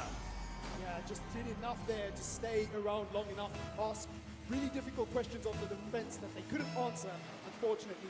And WLG take a 2-goal deficit here in game number 1. Scepter going tall. Casper was coming as well. He decides to back away. It's now in no man's land with Snoozy giving chase. Low now will control. He's got options, but opts to take the opposition boost and back out. Now Scepter tries to carry this one forward. Big mistake here, but the bump coming in clutch there. And it almost feels like Nixer, they're in a bit of a groove. They started well here, and WLG not quite there yet. They haven't, well, they're certainly the team to settle best. And we were talking in the first series about land experience. And both of these two teams fairly equal in that regard, which is quite nice. So it comes down to just sort of performance on the day, in the moment, out there, who settles the quickest. And Nixer with the early goal certainly have settled. And they are in that groove where we spoke about it again in that last series, with the team with the 2 goals up, they settle first, they're easy, they don't have to chase the game. WRG having to chase. Casper looking for the double, but Mr. Low having none of it, getting the clear off the backboard. Well, it's Scepter now carrying this one across a diagonal ball into the path of Archeon. He's got options on his left and on his right, possibly. And unfortunately, not able to find either. Casper now, looking for a flick, gets over one and onto the backboard. Scepter gives chase, can't get a touch on that one though, and Snoozy will have enough time to control, although Lackstar's done well to pressure him there. And, well, WRG now starting to show a little bit of aggression, but we need more shots on target. Snoozy with a good save. Scepter going to take his sweet time to get that one out. And still a 2-goal deficit here, but you almost feel like this game is becoming a little bit closer between the two. Well, they're taking their time to get into it. Oh, they get very lucky there, almost going 3 behind. They do finally get the clear. Maybe they can transition, turn this into something. Lackstar chasing it, but he doesn't have the speed to catch up. And Archeon going the distance. Mr. Low's up, looking for a redirect, doesn't get it down off the crossbar and out. There's been a demo. There'll be an open net. Someone needs to get there. Mr. Low gets back and somehow gets in front for the save. Low coming in clutch for Nixer as they look to hold on. 60 seconds remaining, or just about in this game. Scepter now, looking to clear. Again, Nixer in possession. Archeon onto the backboard. Scepter tries to clear. Snoozy with the pressure. It's back and forth at the moment, but WRG needs something here. Laxstar almost doing well there. Did well to catch the pass, but couldn't quite get past his man. And now it's low, taking it forward. Nixa doing a good job of just eating away at that clock, maintaining possession, not playing too many desperate balls forward, just keeping possession and making the onus on WRG to come and chase. I think what you said there kind of sums up the whole game so far for WRG. That was almost good. And that's kind of been the case. They've gotten forward, they've found opportunities, just can't find the net. The one scrappy in the middle. This is the pass down by Archeon. It's on the line and in. Mr. Lowe will get his second goal, but the work done, the passing play, the passing work done by Archeon right here, done perfectly. And Mr. Lowe just getting enough to tap it in over the final defender. It's a beautifully choreographed goal to end off a beautiful start to the game for Nixa. 3-goal lead, and WRG, the champions of VS Gaming, have to defend their title here, and it's a good response by Scepter. 12 seconds to go, and 2 goals remaining. Well. Now then, we might have something on our hands, but it would have to be a miracle. Triple M, I think you're getting far more excited than at 12. They need this goal. This is a critical kickoff. This needs to go well for them. Casper's got it. He pops it up. Does he get there first? He doesn't. And you feel too much time has already elapsed. But on the plus side, they at least now know they can score. The clock has run down. There's no time for them to win. Scepter does get a second, though. And now that makes you think, what could have been? What could have been earlier up, that scrappy affair in front of the net, in front of the Nixa net? If that had gone in, the entire complexion might have changed. So in the end, a close game, but Nixa you felt were in front and in charge for most of that game. Yeah, I mean, just looking at some of the match stats there, it is quite refreshing. Those aren't right, so oh yeah, there was try one these, play yeah, there you probably. go. But look, just looking at those match stats there, again, a good team performance. Obviously, Lowe coming in with 2 goal contributions, actually 3 if you count the assist, and doing a really good job of clutching up for Nixa here. I think the big talking point of that game, though, was just how dominant they were in the first half of the game. I think WRG did well to come back into it and claw their way back in, but it was just a little bit too late for them, unfortunately. So basically what they need is the last 12 seconds. They need to do that in the opening 12 seconds, Exactly. and then keep it going. Exactly. So it is Nixa with the one game lead, and WRG chasing the affair. And the unfortunate thing with the best of 5 is you are very quickly under the cosh. One game is not too bad, you can live with that, but you lose in the next, you're now having to reverse sweep. So massive pressure on them to come back here. Well, if anyone can do it, it's got to be the champions, the defending champions, WRG. They've got a lot of pressure on their shoulders at the moment as we go into game number 2. I want to say I'm pretty happy with my prediction so far. It's first game, obviously, so you can't really think too much about it. But, you know, on the balance of it, I Yeah, think okay. got this. You called a 3-2, so it's gonna be close. It's easy to call it early like that after the first game. Absolutely. Well, game number 2, kicking off now. Snoozy with the touch forward. Laxstar with the clear. Not the prettiest of clears. Scepter, the pass into Laxstar. Oh, Casper with a great catch, but he just had someone on him and made it life a little bit difficult for him. That would have been a beautiful shot to target. It's a goal for WRG early on, but it isn't meant to be. A very positive start from them, though. They've been on the attack. Laxstar above. Does he get the double? He does, and it rolls in. Laxstar gets his first goal of the series. WRG with the lead. Not 12 seconds in, but 26 seconds. Ain't that bad. Ain't too shabby at all. It's a brilliant finish. And what a stylish way to renounce yourself in the series and get yourself on the score sheet. So, it certainly does throw a spanner in the works. Nixa looking for quick response here. Laxstar again, looking for a double touch. Not quite get it. Trying to put that one on the backboard. Scepter does well to pressure though. It's Casper now. Not to give chase to this. Laxstar does well to clear it. It's into the path of Casper again. Snoozy with an awkward touch. Casper into the path of Laxstar. Unfortunately, he decides to go for the demo, and nobody's there to finish that one off. So again, WRG with a very boisterous start, very aggressive, and showing a lot of intent. And now it's a case of keeping that. Oh, whoa! Casper gets his first. All right, and the WRG contingent in the crowd loses their mind as WRG take a 2-goal lead. And this is exactly 1 minute in, 2-goal lead, exactly what they wanted to do, having gone behind in game one. Yeah, good start. And you know what's funny? You know, Rocket League sometimes, the end of the first game can tell you a lot about what's going to happen in the next game. Even though Nixa won that game, that last 12 seconds as you mentioned, and there again, Lackstar with the brilliant finish. I'm trying to understand what's going on here. I mean, we spoke about WRG right from the start. They came out with a lot of intent, with a lot of aggression, a lot of pressure. But what's surprising me here is Nix is crumbling under that pressure. What is going on here? I mean, this was a team that pretty well came close to dominating all of game one, and here they are within less than a minute and a half. They've crumbled. They've gone 3 goals behind. Absolutely. Well, they look for a response here. Sneezy gets bumped.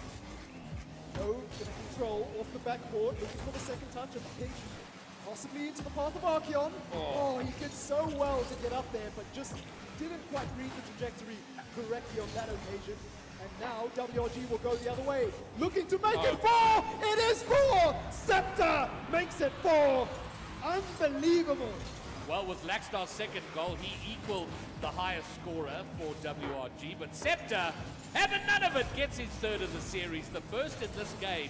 And that came down to a Nixa mistake, coming off the backboard, the whiff there, leaving the net wide open, and Scepter really just had to get a boot on it, make sure it was on target. He did that easy enough. And now a 4-goal lead, and the way things are going here, I don't know if Nixa comes back from this. The toughest job is in a game of Rocket League where you're losing, where you're getting hammered, is how do you reset sort of on the fly, live? But somehow Nixa have to do that. There is so much time, they've got the time to do it, but they've got to get themselves right, reset themselves mentally, and then get out there and play the sort of Rocket League they were playing just a game ago. Well, you are spot on. Archeon looking for a response. Casper does well to read that. It's just been an elegant performance from all 3 of them on the WRG side. And again, a big save coming in there. Not sure if it was Lackstar Scepter getting a touch there, but it doesn't matter. Brilliant save nevertheless. Snoozy now tasked with dealing with the counter. Scepter, good shot in. Oh, and almost a great catch by Lackstar. Gets the demo instead. And well, 2 minutes and 18 seconds to go. 4-goal deficit. I don't know if Nix can pull this one back, and again, another awkward one here. A good save by Low, great improvisation on the line. I don't know how that hasn't gone in for WRG, but they continue to put the pressure on here. Yeah, and it's a case of they don't need to have that desperate urgency in front of the net. They don't need to score a game. They're doing exactly what they need to do here. They've done it effectively well. Whereas just keep it there, try and keep possession. Keep the ball over on the Nixa half as much as possible, and don't panic about your rotations, your defending. They can afford to play slow, deliberate, solid Rocket League in terms of their rotations and positioning. And it's working out great for them. It's getting, every second here is getting harder and harder for Nixa to find a way in. Even if they score right now, that's only 1 of 4 they need just to level things up. Well, if the recent history between these 2 teams has to show us anything, it's that generally this is how it goes. I mean, their last 4 games against each other head-to-head in RLCS, 2 to WRG, 2 to Nixa. If you look at those individual series, yes, Nixa scored more goals and won more individual games, but they were close, they were tight. And so we always see the pendulum swinging back and forth between these 2 teams as we close out game number 2 here. And Scepter looking to rub salt in the proverbial wound of Nixa here, but unfortunately it isn't meant to be. Pressure though, still carrying on in the orange half here. Well, we were talking about the end of the last game. It was important for WRG to score to convince them that they could. And now Nixa are in that weird, but my word, 5-0 Scepter. Scepter, the super sub, coming in with goal number 4 here. Assisted by Casper. But what an angle, and Snoozy just misreading that. Archeon left for dead on the goal line. And Nixa now just looking to come out of this game with something, anything. Yeah, you got to end it off on a respectful note. Double fake on the Double kickoff. fake. I haven't seen that one in a while, especially not from a team in this position. But Nixa, I guess you got to try something until it sticks in this position. Good save from Archeon, unfortunately. Won't be highlighted too much because of the scoreboard. And Low now, looking to give chase. Goes for the pinch. Lackstar taking his time. It's an easy Friday afternoon cruise for him. Yeah, with a 5-0 cushion at the other end. Doesn't need to do much in the defensive end. And Scepter looking for a 6th. Not able to get it though. Well, I think this is now. I was speaking earlier about how it is difficult to reset yourself in a game. And clearly Knicks are not able to do that. They're now going to have the break. They've got a minute after this game. Take a breath, think about it. Guys, okay, we know how to do this game. We know how to play this game. We know how to win this game. So let's get back to playing the sort of game we should be playing, that we know how to play. Yeah, and just look at the individual contributions. I mean, I know you're talking about Nixa there, but WRG, 2 goals from Lackstar, 4 goal contributions from Wee Casper, and 3 for Scepter.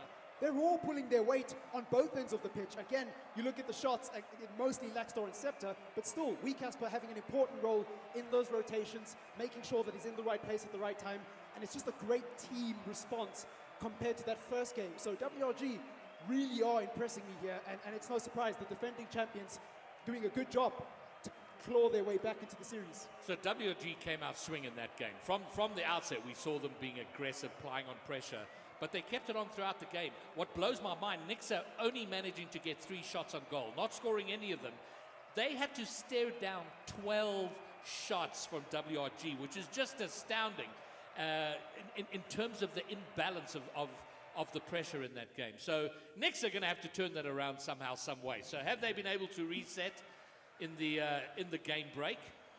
We'll just have to wait and see. We're going to find that out pretty damn quick. Well, game number 3, lights out and away we go. So now then, it's all level, and it's hard to gauge which team has the momentum. But based on the last game, you would say it's WRG as they get another eager start here. Wee Casper looking to play a ball into the middle, but Snoozy's done well to get that one out. Scepter with a good shot, Low with a good response. Nice and aggressive from WRG. Again, we spoke about the intense last game. We're seeing it here. Granted, it's only the opening 30 seconds. Scepter with a good shot, and unfortunately, Wee Casper not quite getting the follow there, but that could be dangerous for Nixon.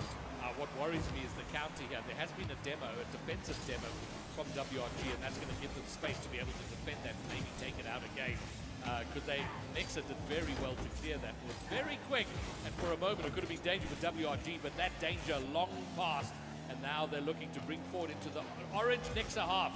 Lackstar, very good patience to wait for that, not dive in for the challenge, waiting for the play to happen, then picking up the ball. And for the moment at least, and this is good for Nixa, it's become a bit of a midfield game, and that's good for Nixa because they've been up against it. They need to push themselves forward and get the play moving in the direction of the WRG half. Absolutely. Lackstar now, this is out of that one, it's Low pushing it forward. Snoozy tries to get the read, does well, but not well enough to trouble the blue goal. Now it's in with Wee Casper, looking to try dribble this one across the field. It's not meant to be. Snoozy now will take the other way. Scepter with the good clear. Scepter with the good pass. Wee Casper looking to catch, and it's a... Oh, what a save! Oh no! Oh no! Wee Casper gets the follow-up, and Nixa go down to the champions. I think this is a big move here. I think this is Snoozy own goaling. No, Wee Casper does get back. Sorry, live, and look for a moment like it was an own goal. Very well done from Casper to recover himself, getting himself in front, tap it in. And WRG, not as quick as the last game. They've taken a while to get it done, but it is WRG in front. Hey, we don't care how she gets there, as long as she gets there in the end. Lackstar now, looking to play this one across, does well to read. Off the backboard, good touch by Snoozy to redirect that one out of the park, but it's not enough though. Somehow WRG have managed to keep up the pressure. This is troublesome though. Ooh, nearly an equalizer for Nixa, but that chance goes beckoning. And it's just interesting for me to see how Nixa are struggling to get the ball out, how much time they're spending in front of their net, and how they just seem incapable right now of building pressure, sustained pressure. They're getting clears and maybe a half chance, an almost opportunity, but WRG have sustained their pressure. It comes into their half, they figure out how to get it back over to Nixa and try and make something happen. And they've seen the benefit of it. They're a goal up here. Nixa, though, struggling, chasing the activity, chasing the game right now. And Archeon there doing a lot of hard work with zero boost. It's almost symbolic of Nix's game so far. It hasn't been an easy one. It hasn't been a pretty one. But they still have time to bring this one back, and it's only a 1-goal deficit. The most dangerous scoreline in Rocket League is a 1-goal lead. Snoozy now into the path of Archeon, looks for a shot. Wee Casper with a good save, and Laxstar now will take it the other way. Gets past low, he's got Snoozy in front of him, he decides to rotate away, and that's the benefit of being up sometimes. You don't have to follow through. All right, well, we've still got plenty of time, and I wouldn't say it's a fragile 1-goal, but 1-goal leads disappear very, very quickly. We see it time and time again, but I wonder about the mental of Nixa right now, because they're sitting at, 7, 8, nearly 9 minutes of Rocket League since they last scored a goal. And in the frenetic, high-paced game of Rocket League, that's an eternity not to be scoring. You start to doubt yourself more and more. So they need to get, and I do think if they score one, they've got 2 or 3 more in them. But easier said than done, because that one seems as elusive as ever. There's been a demo, there's been a shot, there's been a save. Brilliant save, great awareness from low, the instincts and the level of experience that this man has been drawn upon in the later stages of this game now. Unfortunately, not able to get it up the other side though. Nixa again, fast to defend, it's low this time, he gets beat to the front post, and Laxstar with the finish. Brilliant move from WRG there, and now the pressure is firmly on Nixa. It's kind of huge right now. This is where we've moved firmly into upset territory here. Both of us favoring Nixa at the start, looking at them as the favorites. WRG, I might be a bit harsh to be calling them an underdog, but certainly not the favorites here. But they are, well, we wanted to see how Laxstar fits into the roster, doing fantastically well, and with their sub-scepter. So if they do advance to tomorrow, the addition of friction would be fascinating to see. And it is more WRG pressure. It just continues. And we're now nearly up to 12 minutes for Nixa since they last scored a goal. That is a crazy stat, not one which I expected to hear at any stage this weekend.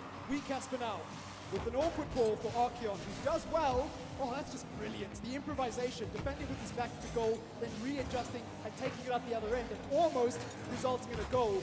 That would have been a delightful goal. Unfortunately for Nixa, we've only got 12 seconds to pull off a miracle here, and look, it's looking like advantage WRG. All right, well, if this goes in, we might have kickoff shenanigans, but the time has run, the clock is 0, there's not enough time. WRG take the lead in the series and poise themselves to take down a quarterfinal, head into the semi-final, send Nixa home. So, do or die time. Both of us called this, though, as a 5-game, going the distance, going all the way to game 5. And so, in order for that to happen, this had to happen. Yeah. So we're not off track yet. We're still sort of firmly, but Nixa, what worries me, 12, 13 minutes since they last scored, that's got to be playing on their minds right now. It does, and you look at the amount of saves that Nixa have been forced to make by comparison with WRG, that tells you they've had the lion's share of the attacking pressure.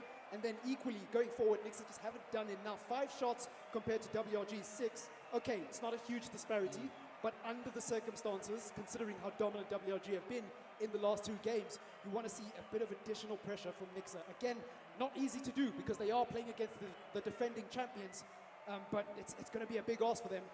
But if there is anyone who can pull it back, it is Nixa. Well, is there ever any kind of ask other than a big ask? This is competitive Rocket League, and so it goes. And and these more veteran players you couldn't find in terms of high-level competition in this region, especially over the last 2 seasons. So this is not new to them. Both of these teams have come from behind. They've both faced this kind of pressure. So I fully expect them to Nixa to rise to the occasion here and take it to game 5. Well, we're in game number 4. Scepter puts it in the corner. Laxstar catches. Unfortunately, going to have to take an extra touch to get that one over. Again, WRG with an early shot. This one not on target though, but they're showing that intent to kick off. And Scepter keeping up the pressure here for Nixa. And they've had a lot to deal with in the early portion of these games. And that pattern seems to be continuing, although WRG with some early defense here, they've done well. Well, you feel like Nixa have to get the open. No! Oh, it's saved! Oh, I thought that was WRG up front once again taking a lead. I was just making the comment that Nixa, you feel they have to be the team to open the scoring here. They'll have an opportunity, but dispossessed by Wee Casper. He's looking to follow, takes around the Nixa corner. And is that Archeon in the Esper? Archeon rocking the Esper. What is going on here? Driving his little beam car over there. Hopefully it brings in the luck he so desperately wants it to. We saw Dominus earlier, and now this. You know what? Fair play. I'm not against it, but it will be interesting to see how it plays out. Snoozy now into the air with the double touch and a delightful response. That is as emphatic as you'd expect from Nixon. Great work from Snoozy, following his own shot off the wall there. Brilliant finish. And Snoozy's been very quiet. We spoke about him at the start of one of the progeny players in the region, a player who I think has a long future in professional Rocket League in sub-Saharan Africa. And great to see him get on the scoreboard. So it's taken about 14 minutes for Nixa to score a goal, but they do have a lead. And now perhaps we see them open up. Perhaps we see the return of the confidence of the Nixa we saw in game one. Absolutely, yes. WRG called to defend again. Archeon now into the path of Snoozy again, who doubles the lead for Nixa. And that has certainly thrown a spanner in the works, hasn't it? Because WRG, good start again, had their opportunities, had their flashes, but Nixa this time just going up the other end and saying, you know what, we're just going to respond. Triple M, it has to be said. If you snoozy, you losey. And Snoozy getting himself in the action. Took a long time, but he does have his second goal in this game. A 2-goal lead, and that is going to be a massive, massive relief. Oh, but look at that. A quick response here from Casper. The ball was in the midfield, and it was Mr. Lowe looking to control. Gets a bit of a heavy touch, and Casper pouncing on it, seeing the long distance open net, makes no mistake. You know what I like about Wee Casper? He just has this knack of showing up in the big moments at times for WRG. And it didn't get spoken about a lot because obviously Kino was on the star of that roster previously, and now there's lots of conversations about obviously Lackstar Scepter coming in. He's a big player for them. He always shows up and manages to find a way of just getting those key goals. Even though you don't notice his performance, he will show up and he'll remind you why he's on this roster. And again, doing it there. It's not enough though. They need a response. And again, Casper looking for the double touch. Not able to get it. Scepter does well though. The follow-up is there, and WRG evaporate the Nixa advantage. And there we go, a 2-goal lead. The cushion, no more cushion. We're back to the hard bed. That's uncomfortable. Uncomfortable for Nixa. And Scepter extends his lead as the top scorer for WRG in this series.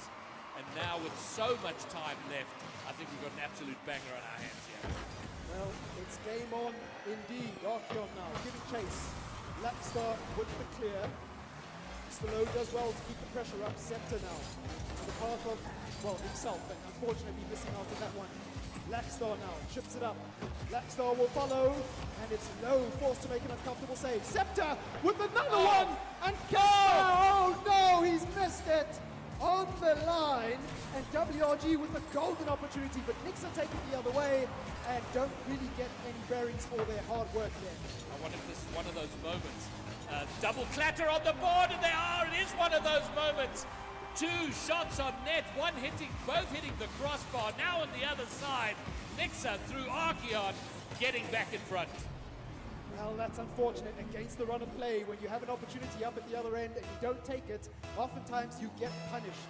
And, well, for WRG, that is the case. But they have 2 minutes to come back into this. And if this series is anything to go by, nothing is off the cards. As Archeon gets an awkward touch here.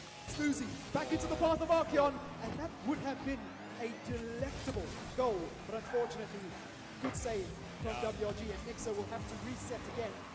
It gets a little bit dicey here. Scepter with a good follow.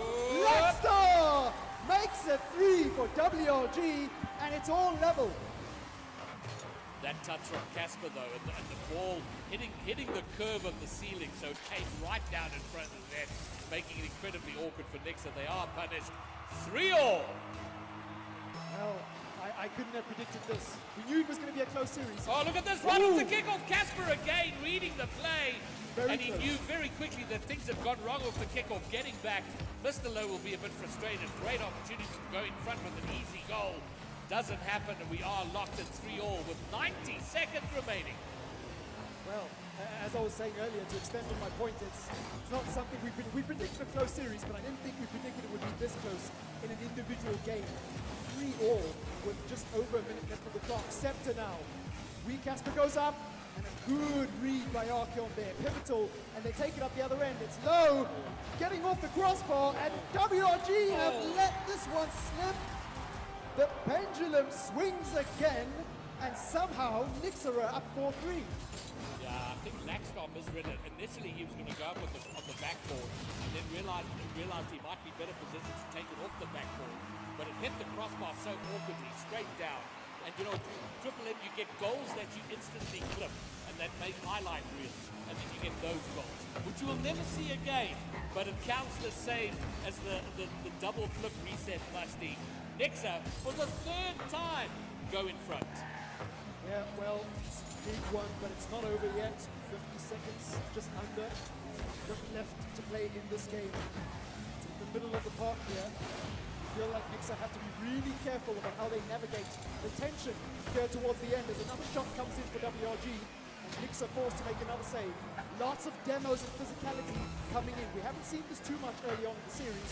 We're seeing it now as things get a little bit more serious. The tension is so palpable, you can almost touch it. All right, Mr. Lowe has to get it clear. He hasn't cleared it well, but Archeon does very well. There's a briefest moment, an open net, and might still be there. Snoozy's up. Pops it down in front, but Casper, we're into the last 10 seconds. They've got to make something happen here to take us to overtime. Last 5 seconds. Nixon desperately trying to defend. Archeon does fantastically to control it. Last effort, it's high. Scepter will want to keep it up. Lackstar does. Can't keep it going. Nixer will take game 4, and we both called it Triple M. We are headed to game 5. Well, this certainly makes things very interesting. Snoozy with the big performance, hat-trick, and Mr. Lowe with the double assist there. Archeon also 2 goal contributions, 2 shots, and an overall very clean performance. So for Nixer, we're now seeing a team game and a solid performance, not just in terms of the scoreline. Yes, it's a bit dicey because it was 3-3 at some point, but they've done well to maintain periods of pressure and then clutch up in the big moments. And you talk about it a lot, fine margins, that's what it comes down to.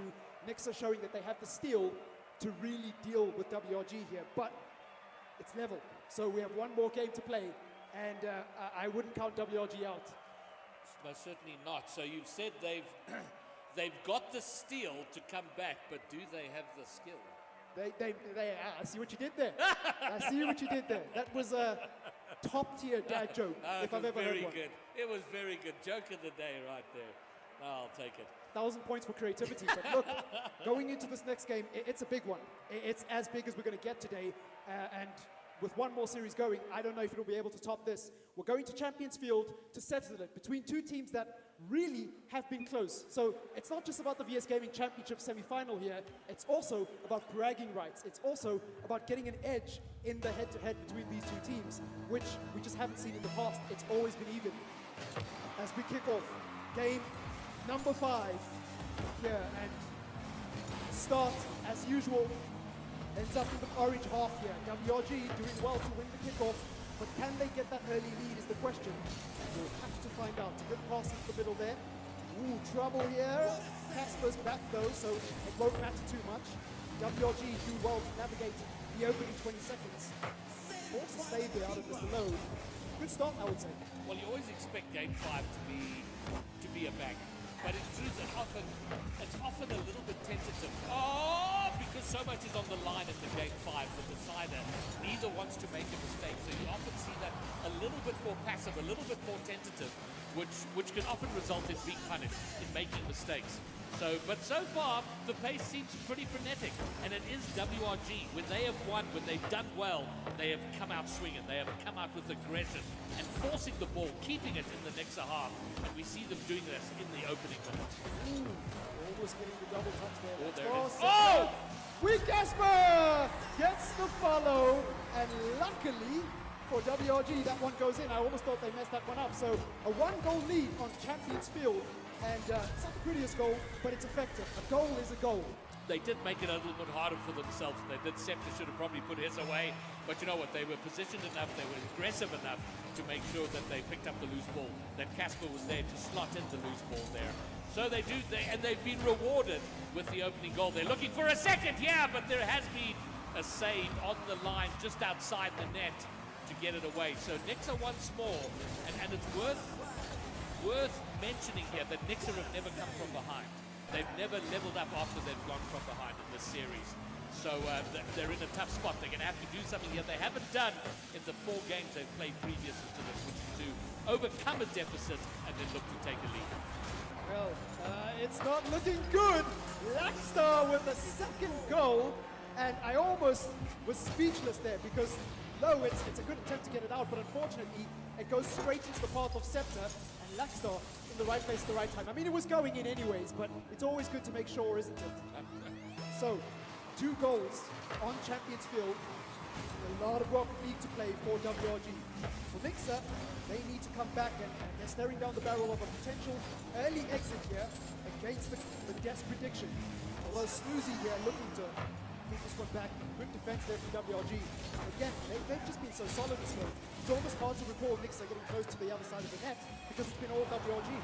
All right, well, here they are trying to make something happen. Archeon looking for a pass, but a demo brings pay to that attacking, that offensive play. And now they're back on defense. They can't afford to concede here. It's high and loose. And Scepter looking to get an angle for a shot. Mr. Low now chasing it down the field. Got 1 to beat 2. There's been a double commit. This is surely an excellent opportunity. Archeon can't get it down for either a pass or a shot. But they are still in the attack. It's down and in front. No one there to back it up. And the play breaks down. Well, it's Low now looking to revive that play as he plays this one towards the back. Archeon now looking to get up touch off the ceiling. That was very awkward for him, so you can't fault him for missing that one. And now it's Lackstar again. What a performance he's having, by the way. Casper. And now it's Scepter. Ooh, not able to get there, but Casper does well to get the follow-up. And WRG doing so well to get those second, third shots right off the rebounds.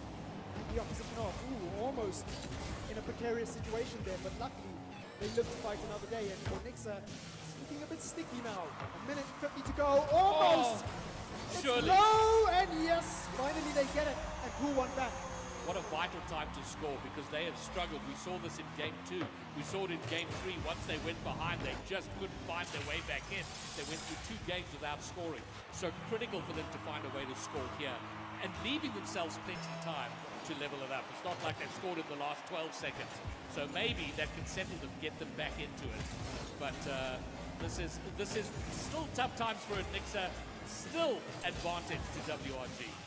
Archeon plays it. He's got 2 options on his left. Oh, it was a great pass, a great move, but not a great finish. And unfortunately, Nixer will have to recompose themselves and continue to put their foot on the pedal. Low does well. Snoozy with the shot. Good save by Lackstar. And Snoozy now asked to do it again all over from the beginning. It's just a tough one here for Nixer. They can't quite crack the combination to equalize that scoreline. All right, well, they've got a minute to do it, so we're far away from panicking here. They've just got to keep their heads about them and just take it out in a controlled way. They don't need to be throwing the ball away, going for those desperate clears. They've got time to make a play, build up, but they, at the same time, can't concede. They don't here, but they are still under pressure.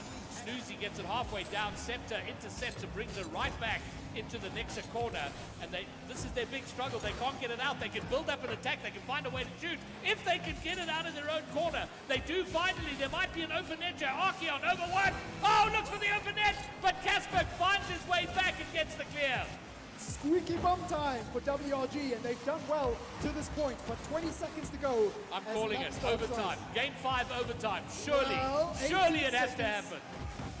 15 seconds. Lackstar doing well to keep the pressure up.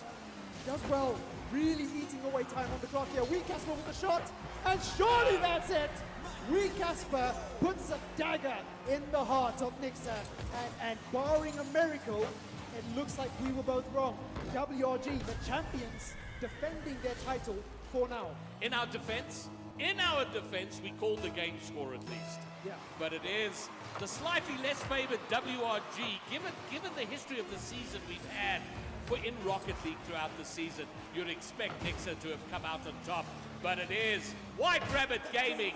They make their way through the quarterfinals, and they will go through till tomorrow. Nixer's run in the VS Gaming Championships will come to an end. 700 points Casper registered in that game.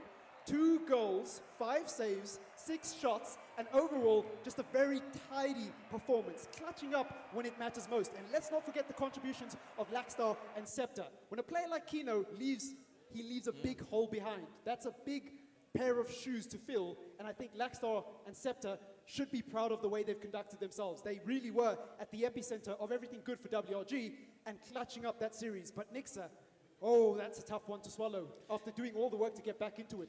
It is, especially considering, I mean, we touched on the roster shenanigans for WRG. Scepter coming in as a sub, Friction not there, Laxstar in as the new player replacing Kino, all of that, and to come out on top of Nixa was excellently played. But another outstanding series of Rocket League. We've had 2 fantastic series. So, our semi-finalists for tomorrow, so far, XD Gaming, who go through by way of a bye, a forfeit from Red Crown, who couldn't make it. And then, of course, Unity Esport prevailing in their series earlier today. And then now WRG going through to tomorrow. One more quarterfinal to have for today. And then our semis are locked in for tomorrow. And we're going to bring you all of that action in about 30 minutes' time. But so keep the stream running on a tab. We will be back in due course. Peace!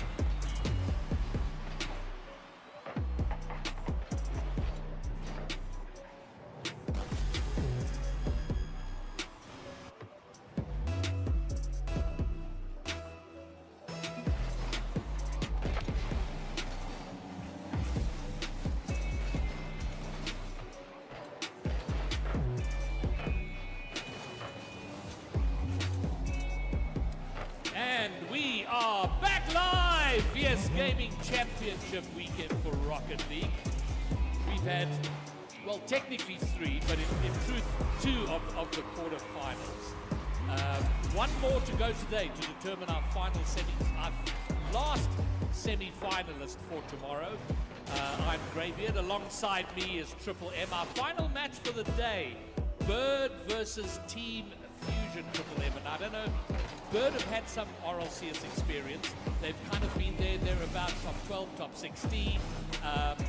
Fusion should have been a consistent top 18. They've had their struggles, but quite possibly a very tight, very close matchup. Yeah, and Fusion are a bit of a fan favorite, obviously, because everybody loves that type of story, the way they first onto the scene, and you say, initially getting those 2 top 8 finishes, and trading off and not showing the consistency as far as RLCS is concerned. But in the VS Gaming Championship, they're here, they've made it this far. It's not going to be an easy game for them, but I think there is a lot of encouraging signs with this roster. They've had a few changes here and there. Paygo coming in, a player who has found it difficult to find a permanent home, but has shown flashes of mechanical brilliance, and we know what he's capable of when he's on it. The question is, will he be on it today? We'll just have to wait and see. But I'm excited for the series. I think there are some great players here. Paygo, a veteran of the scene, been around in Rocket League in this country, this region for years and years. Teacher, coming out of the Unity squad. He was a high school champion and into Unity and now moving over to Team Fusion. And of course, Defunct being a regular feature in RLCS since our inclusion over the last 2 seasons. So a very strong team. But Zeph, Josho, Gold Ninja making up the Bird team. And they were fish before, so they've gone from the waters to the skies. Josho, Gold Ninja, Zeph, they are, underestimate them at your peril. I do think Fusion here are our favorites, but let's not forget what happened to our favorites in the last series. Yep. But honestly, Bird have the potential for an upset here, and I don't even think it's an outside chance. It's a realistic chance that they can cause the upset. Absolutely, and one of the biggest factors in that is that as a roster they've been together for quite some time. So obviously that is a huge bonus, because oftentimes in esports, not just Rocket League, we see teams get sort of reshuffled around season from season, and we never really see that consistency. So the one thing this Bird roster does have in their favor is they have a good idea of how they want to play. Yes, the results haven't been as inspiring, they haven't quite hit the heights that they would have liked themselves. But you know what? Sometimes it happens, and I think we've got to learn from those experiences. So today's an opportunity for them to prove themselves and really bounce back. And as you say, underestimate them at your own peril, because they are a very difficult team for Fusion to get through here, I would say. And just the last thing I will say on this game is I will be shocked if it doesn't go the distance. All right, well, that's okay. So you're calling it the distance. You're calling it a 3-2. Yep. All right, but who takes the all-important 3? That's a tough one, and I don't really have much time to think about it, so I'm going to go with Fusion.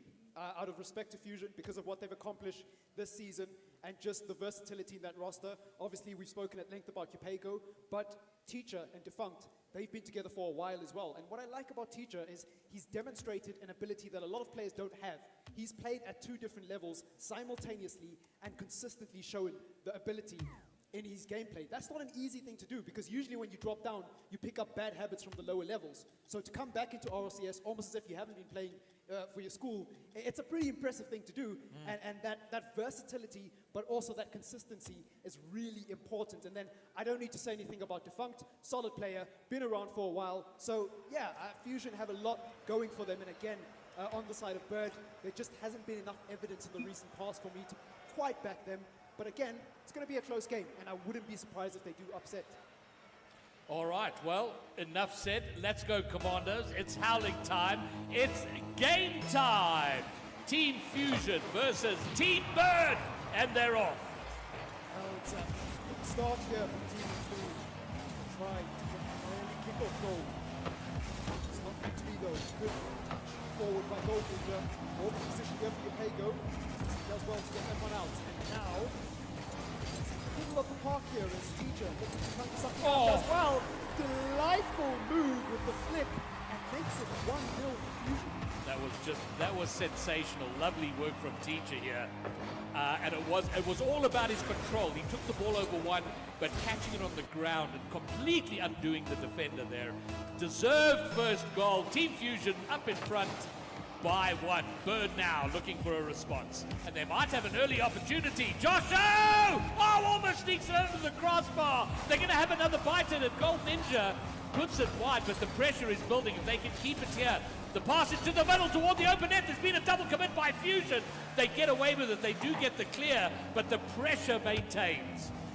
Pressure is building.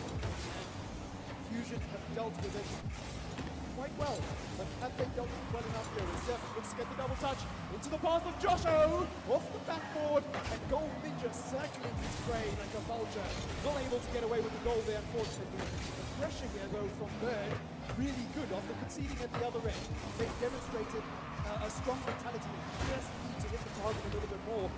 Pepper that orange goal as they almost get one there. Unfortunately, I don't think that second touch of Gold Ninja was expected by his teammates and he's thrown him off a little. Could have been a good goal though. Well, what's starting to worry me now for Bird is it feels like it's starting to be a game of almosts. You know, almost got the pass, almost got the shot, almost got the goal, and which is a good place to build from, but it's not a good place to win from. So it's just that final third. Oh, this is on target. Is it on target? I thought it was touched away, but hit the side post. Either way, it's another almost opportunity for Bird. If buts and maybes are the key ways to describe this series so far. Oh, it's a good goal by Teacher. Almost out of nowhere. I wasn't expecting that run from him, but again, showing good awareness. The Bucks does the initial work, and it's a good pass into the middle. Teacher with a great follow. Hager with the assist, and a well choreographed team goal in the end to make it 2. Teacher being where he needs to be to get his team in front. Excellent work. He gets his second goal that time very much through a team play, which is fabulous to see. And all those almost from Bird coming back to bite them. If they had converted one of those, at least one of those almost, they'd be only a goal behind now. So now they have to rebuild, start from scratch, get themselves up front, but push through that final third. 2-goal lead, turn into 3. Team Fusion here looking for an opportunity. The other end, good stop from Bird. They now have to defend. They've done so well. Gold Ninja, Zeph giving chase. Waits on the back wall, the back post that should be there. But unfortunately, the opportunity just doesn't come. Gold Ninja again playing a piercing ball into the middle. The front now carries it across. Yapego just waiting patiently as a peripheral figure in this attack. Teacher now goes to the heavens, almost gets a touch and almost gets the goal, but a good stop. And Bird looking to conjure up a counter-attack here, and it's a good stop by the Bucks. So The best thing they've got going for them right now is time. They do have the time, but A, I don't think they can afford to concede again. B, they've got to make something happen. Zeph now looking for the backboard. It kind of happens, but it falls into no man's land. No one's there, and a defender for Fusion getting there first and able to clear it out. And now they can look to build something. Yopego looking for the read out of the corner. It's high and loose in front of their net. There's not going to be a shot on, but it is going to be awkward. It's going to force some boost usage by Bird. Oh, the shot on. Oh, but the rebound. Yopego's there, and he will get it in. A 3-goal lead for Team Fusion. And I think they might have just gotten the lock here on game 1. and I might be wrong, but it looked like he was the last man back there. So risking it all for that shot, and in the end, he was proven right to triple their lead. And for Bird, they are now staring at the barrel of their early defeat. 90 seconds to turn this tail around, but for Team Fusion, it's a great start as Gold Ninja now looks to control. Great boost management, great control there.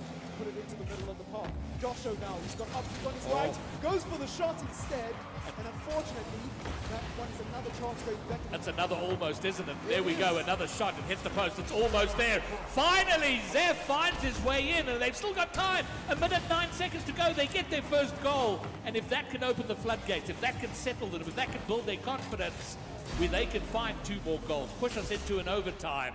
But that's a critical opener for Bird.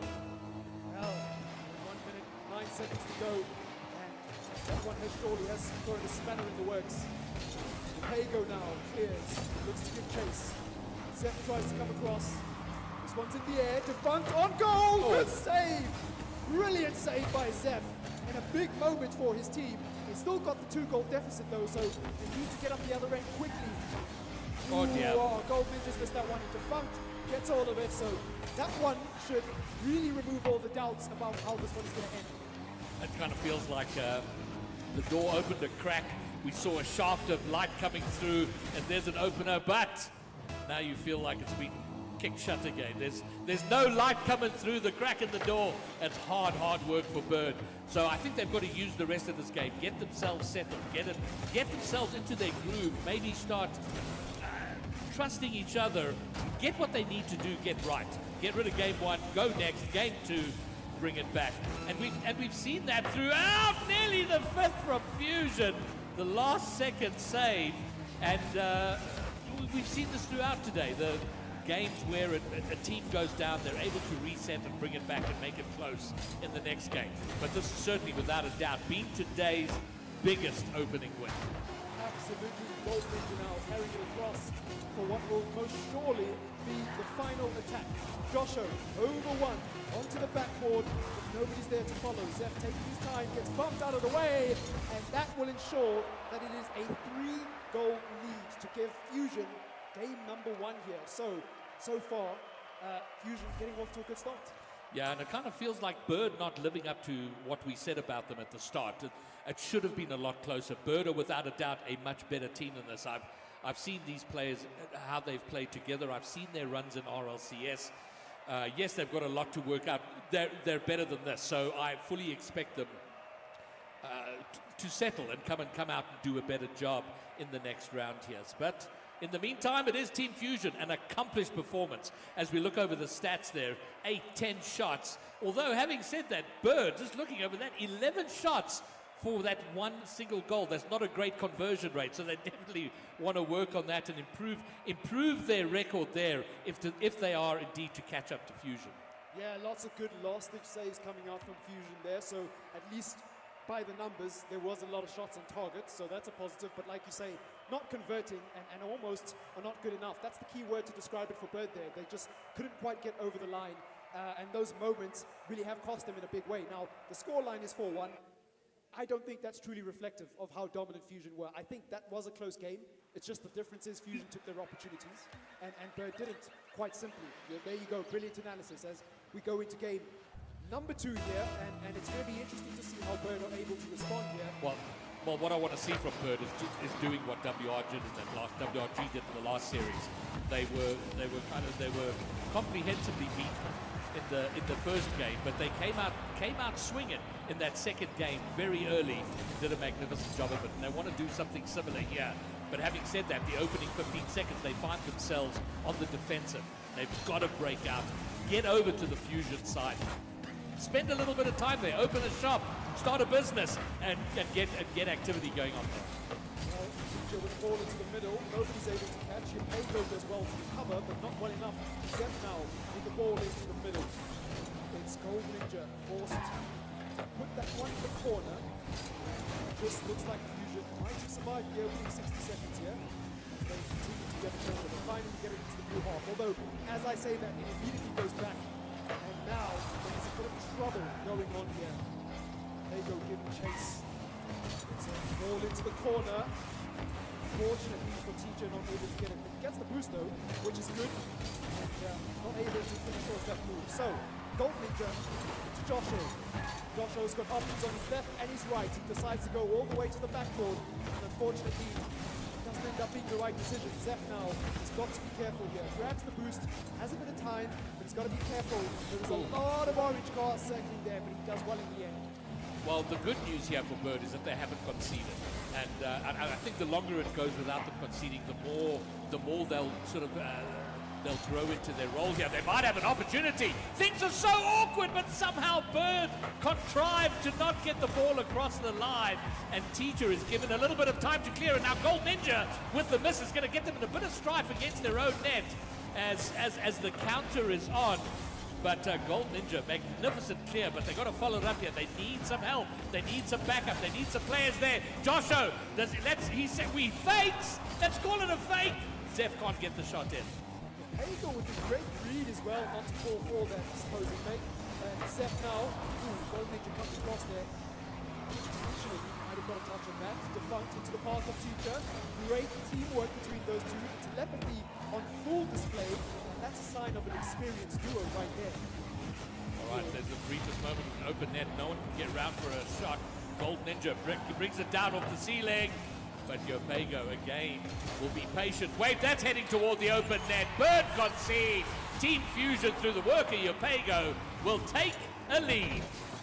There goes that individual play again.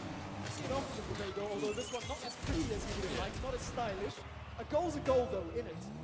So Team Fusion take a lead, and well, for Bird, this is not looking good because remember, if Fusion win this game, they go on to match point, and the advantage is firmly in their favor. Teacher now lets that one go. Defunct is going to carry it forward.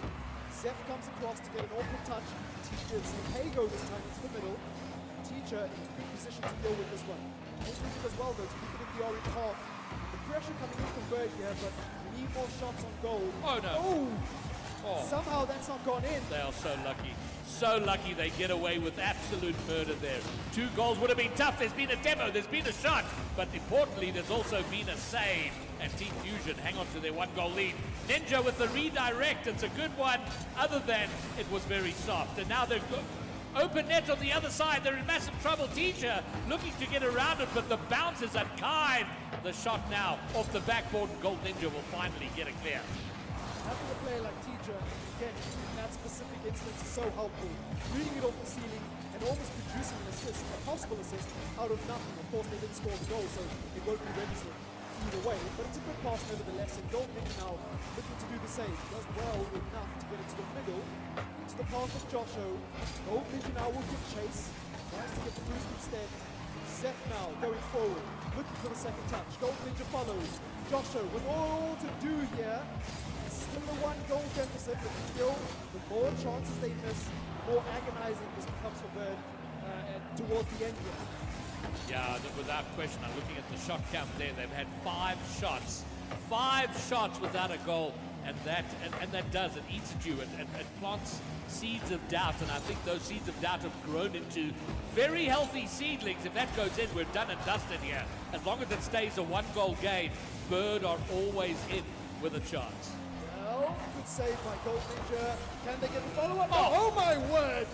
What a world-class display, but they need to go up the other end and back it up.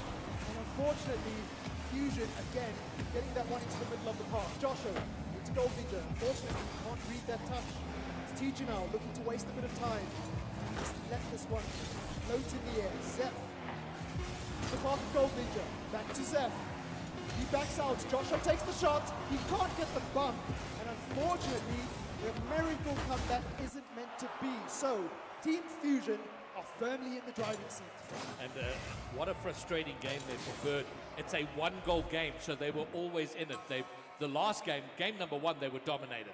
This game they weren't. They were there and thereabouts. They had a higher shot count than Team Fusion did, but just somehow could not find a way into the net. Incredibly frustrating.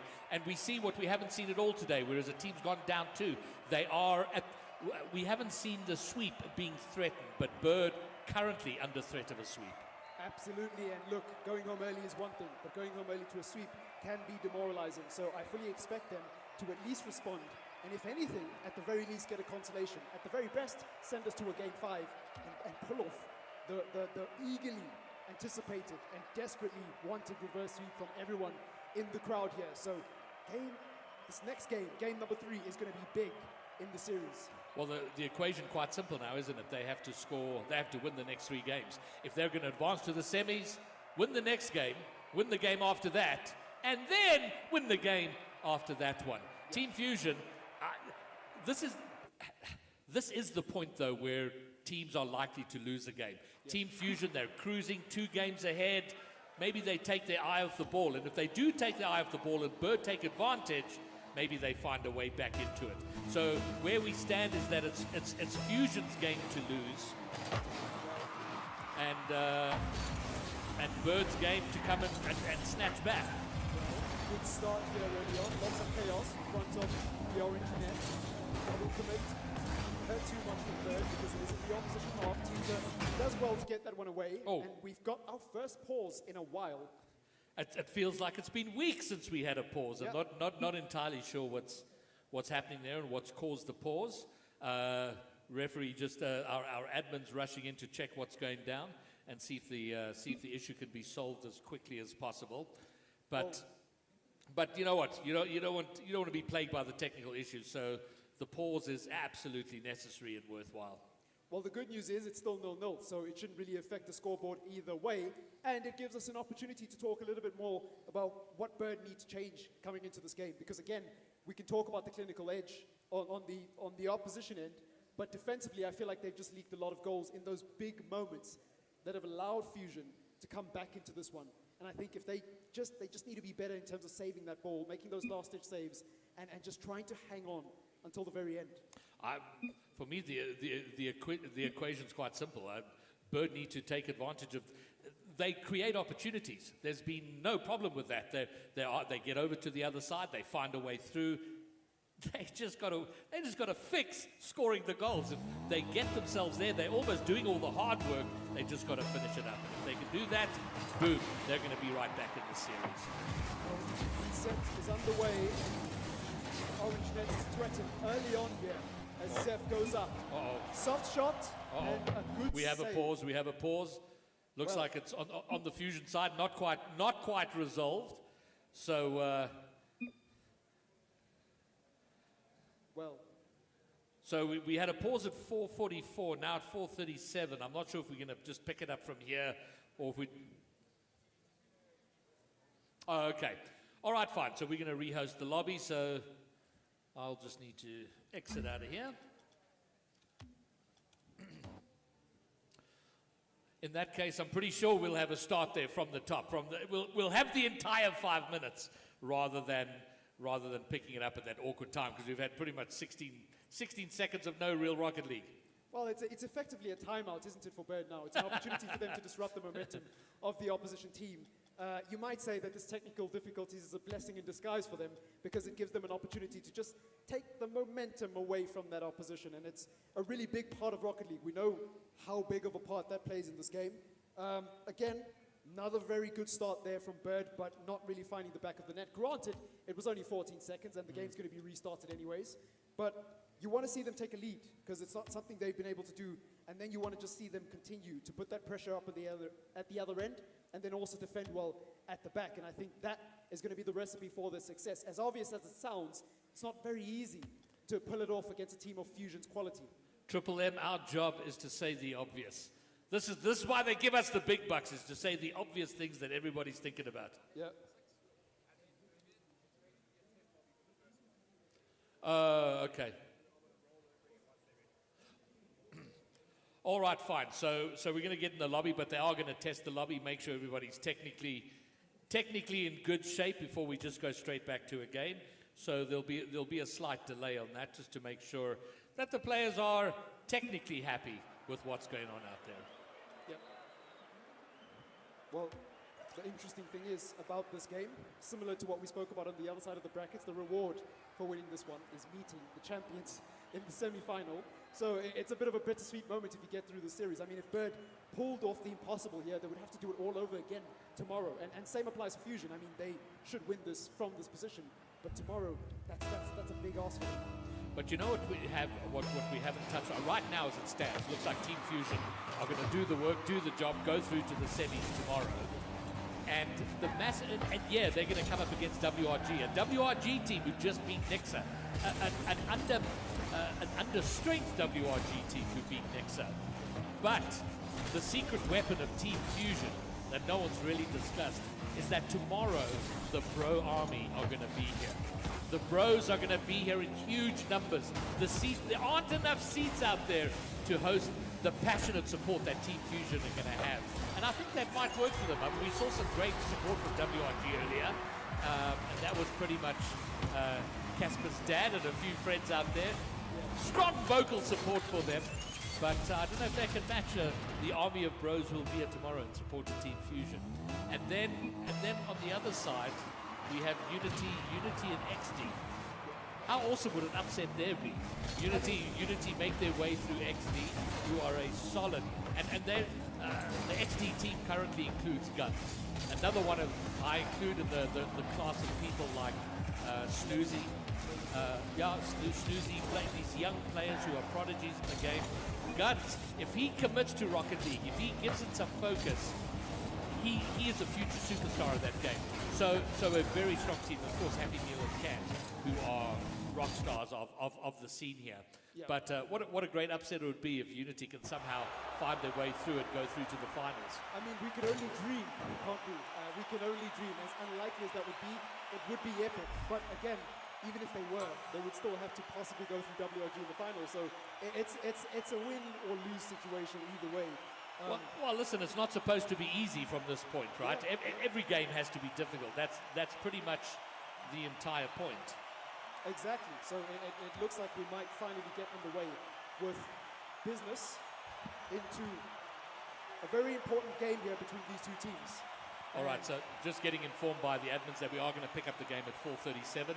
So the 23 seconds of the game that have been played, we won't see those again, so it won't be a reset from the start, but it will be a reset from kickoff at 4:37. Good to know. Again, a good start from Bird in that opening 23 seconds, but doesn't reflect on the scoreboard, does it? So it's going to be interesting to see if they can just come out straight out of the gate, try to look for that early goal, and settle Fusion, and take advantage of the stop-start that is happening in the middle of the series. And beyond that, again, you look at the last game, not a big individual performance from either Zeph, Gold Ninja, or Joshua. You need, in these types of moments, yes, you want to play as a team, but sometimes when things aren't quite working out, you need that one player to just step up and have that individual moment of brilliance. And I feel like Bird need that if they're going to pull off a miracle, and then some in the next two games, because obviously they've got to go the distance from here. So, good enough is not the word. They need to be perfect from this point on. So, has this break been disruptive to Bird, or are we okay with it? I'm okay with it. I think it's been disruptive to Fusion, if I'm going to be honest. They're the team. And they're the ones that had the technical problems, so they kind of almost... Yeah. And they're 2 games up, so they might be a bit complacent. Yep, absolutely. So, looks like we're underway, finally, in a swing game. Match point for Fusion. And a potential exit for Bird, previously known as Fish. All right. How the evolution is working. Well, Bird's got to do the job here. They've got to score first. Hold on to that lead while they look for a second. And it's as simple and as brutal as that. And here we are. They're building opportunities. Can they turn it into a goal? This has been their frustration. This is what they've struggled with all game. They're keeping it thereabouts. And oh my word, it gets pinched out all the way over to the Bird side. But here they come again. I do like this. A far more positive start here from Bird. Yeah, absolutely. A demo for good measure there. Zeph looking to get this catch. It's going towards the blue goal. It's looking a bit dicey here. There you go with the shot. Good block there. Now Team is going to have an awkward task of getting this one out. And he does well to read the situation. He knew there was a car on him. Just played that as cool as you like for a player of his experience. Now, Gold Ninja laying this one across. Still 0-0. Joshua now. He's got options on his right. Hard to get the second touch there. I think that would have been enough to create a scoring opportunity. But to go back and defend now. Well, again, I'm going to say exactly what I said last game, which is that the good news for Bird is they haven't conceded. But they also haven't scored. And their issue has been scoring. They didn't score in the last game. They lost by a single goal. They struggled to score. They did find a late goal in that opening game. But yeah, here they come. Joshua trying to get round one. Kind of does get past Teacher, but Defunct is there to back him up. And now looking to pass into the middle. Looking for Yopego. Yopego can't get it on net, but he does keep the pressure on. Keeps it in there and thereabouts. And keeping it interesting for Team Fusion to build something of an attacking play. Find an opportunity for a shot on net. Zeph looking for the net, but too easy for Yopego to clear out. Now it's into the path of Zeph. Great pass from Gold Ninja, great catch from Zeph. Tries to go for the pinch. Gold Ninja with some good improv on the front post to keep the pressure up for Bird. Oh. Gold Ninja with the splendid finish, but we've got to credit the pass. This was a delightful team goal. It was a great goal for a number of reasons. Gold Ninja just kept himself, he was an irritation there. He didn't leave the goal line, kept it close to the ball, and then when it went out, the pass, and then the finish from Ninja was fantastic. And they do take the lead for the first time. Bird have a lead. Is this the start of their turnaround? You can only dream. It's Defunct looking to put an end to that brief lead, but he's going to have to try and do it all over again here as Bird survived that early response. Team Fusion, they still have a lot of time in this game, and obviously the advantage in terms of the series lead, so this is the end of the world by any means. But again, we spoke about the impact of that timeout. Looks like our predictions are right so far, but there's a lot of Rocket League to play as the Pago gets this forward. Defunct now looking to carry it. He's got Teacher on his left, and Golden on his right. And I think the technical issue is one side of it. But what is it with teams that go 2-up when they're on championship points that there is absolutely a mental issue there where you just take your foot off the gas, you feel like you're in the groove, and complacency sets in, and you land up going behind, and as if to prove the point. Joshua here, we see your Pago not doing a great job of doing anything with that ball, putting it in front of Joshua, and there we go. Bird suddenly a 2-goal cushion when they have been struggling to score at any point in the series. Yeah, Gold Ninja had his lines covered there, so even if there was a save, I think he would have gotten the dunk anyways. Good follow from him. Now it's into the path of Bird. Teacher, pardon me. And he tries to get that one up for Team Fusion. Gold Ninja now, again, looking for a third.